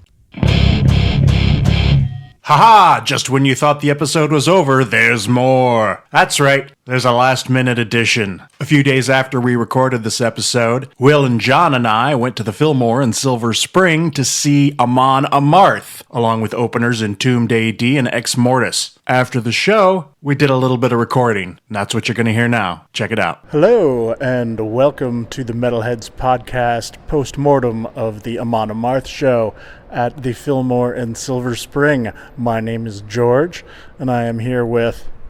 Will? And John. And we are in the Fenton Street parking garage after the show, all busted the fuck up like a bunch of old dudes. Although Will's a little more busted up than the rest of us, because what happened to you? So I was trying to call you to link up to go to the bar ahead of time because we were going to meet Blake from Pig Destroyer, and they have those little L-shaped like crossing things where the cars come in. And so a car came in, it was up, wasn't paying attention, it came down and smacked me right in the head, right in the eye, busted open my eye. I got a half decent shiner showing right now. So yeah, just before even the show, I got all busted up. Yeah, you look like you had fun in the pit, but that's not the real story. No, not at all. So this was my second time. Well, actually, let's back up. First band of the night was Ex Mortis. What you guys think of them? They're fine. I mean, I didn't know them, so it's cool. I definitely liked them. They put on a great show. I don't have any of their albums, I don't think. But no, they sounded good, and I was tempted to buy their CD, but I'll probably just download it. But no, it's kind of like a more thrashy Viking theme metal than Amon Amarth. Yeah, it definitely has that like metal battle thing going on. They've got like their cover has like swords and stuff. I bought a shirt for Buke, and I think that's what's on the front is some dude with a sword and a shield and all that. And so like metal is king or something to that effect. Yeah. Viking metal, man. Viking metal. Yeah. I don't know them well. I've heard them before, and I know that they're pretty cool. I missed the first couple songs, and then I stood in line to get some Amon Amarth gear, so I missed a couple more. But I caught the last few songs, and I thought it was pretty good. No, they definitely were entertaining, put on a great show. I mean, it's good musicians, and I'll definitely check them out a little bit later more. I've heard them on Liquid Metal a bunch of times, just never got the urge to download it, but I like them. Cool. So then after that, we had Entombed AD, which I think somebody was commenting, or maybe the group was, don't know if there's any original members other than LG Petrov on vocals. So I don't know, I thought they sounded pretty good. I mean, honestly, I was telling John, I think Entombed kind of peaked 20 years ago when Wolverine Blues came out, and pretty much everything after that has just not lived up to that for me. So while I like them and respect them and I keep buying their albums and listening to them, it just hasn't really been like, whoa, I'm not blowing my skirt up or anything. I'm a big old school Entombed fan back from the early 90s. I remember buying, I think, Left Hand Path or Clandestine. It was Clandestine. It has Sinner's Bleed and all that stuff on it. And it was just, I remember being amazed by it. My good friend Steve Angelucci, which Looch. Yeah, the Looch. He's a huge fan. I literally called him in the middle of the concert and just like, dude, I'm watching Entombed, like, and just held the phone up for him because he loves Entombed. And that was one of the things that we shared back in the day, Station and Gitmo.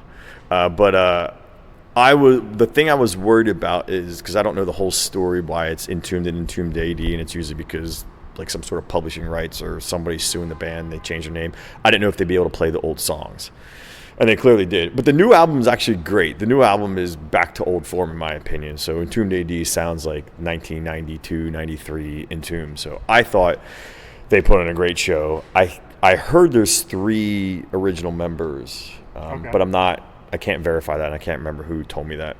But I thought they sounded great, energetic, played some. The only song, there's 2 songs I really wish they would have played was Sinner's Bleed and Evelyn, because my daughter's name is Evelyn. Yeah, I wish they would have played more off of Wolverine Blues. They just played the title track. And one of my favorite songs by them is Full of Hell. I fucking love that song. But yeah, definitely the Entombed AD albums have been definitely a step in the right direction based on the few albums prior to those. So, and yeah, I'm not entirely sure. I know there was somebody from Entombed that was claiming the name, like a guitar player or something like that. And so they could hang out in court for years and try and get it resolved, or they could just change the name and start making more music, which is, of course, what they did. Right. John, what'd you think? Yeah, it was cool. I mean, I've never actually seen him before. Yeah, I mean, I'm beat as shit, so. My name is John. And you look like shit, too. No, you don't. You look sexy as hell, buddy. No, I don't. No, it was good. It was good. Okay. And then, of course, the headliners, Amon Amarth. Now, this was my second time seeing them. How about you guys? First time. My first time. So, as Amon Amarth virgins, what were your impressions? A lot of Vikings. Very cool. I dug it. I liked it. I enjoyed it. Tons of energy on stage. Yeah, it was cool. For all those Vikings, how about a few Valkyries to spice things up a bit, you know? What's up with that? Yeah, that would have been nice. There's a lot of dudes on stage with swords and shields and beating the crap out of each other. But a lot of hair. Yeah, a lot of hair. I texted a picture to my wife. Like, these guys need haircuts. I was pretty amazed. I think that was the first time I've seen actual guys with chainmail and swords and shields battling on stage. But what's even more interesting was later in the show, they had 2 guys come out with longbows, and they're like pointing those things. Yeah. And I'm like, don't point that fucking thing at me. Okay. So I wasn't the only one who was kind of like following it the other direction. If he went right, I went left. I was like, I'm not getting hit in the eye with that thing. Yeah, it's like, you could tell that it was probably like not sharp, it was blunted or something, but still, it was a really long, narrow arrow, and if they were like some guitar player bumped into him or something and they like let fly, I think somebody in the front row is getting impaled on that thing. Yeah, so definitely poke your eye out on that one. Yeah.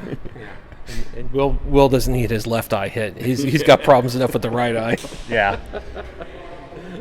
So the last time I saw them was on the Surtur Rising tour, and I was at Jack's, and a much smaller venue. Big difference. Yeah. And I think they just had like a backdrop of the album cover, and that was about it. So they definitely had a lot more going on this time. They had at least 3 different large backdrops and different lights, and the whole stage was a giant Viking helmet with horns coming out, and the drummer sat on top. So I mean, what I've always heard about Amon Amarth is that they put on a great show. You will definitely be entertained, and I was certainly entertained. I mean, it was awesome. Yeah, I was entertained, minus the douchebag in front of us who filmed the whole show and ruined every single one of my pictures. Thanks, douchebag.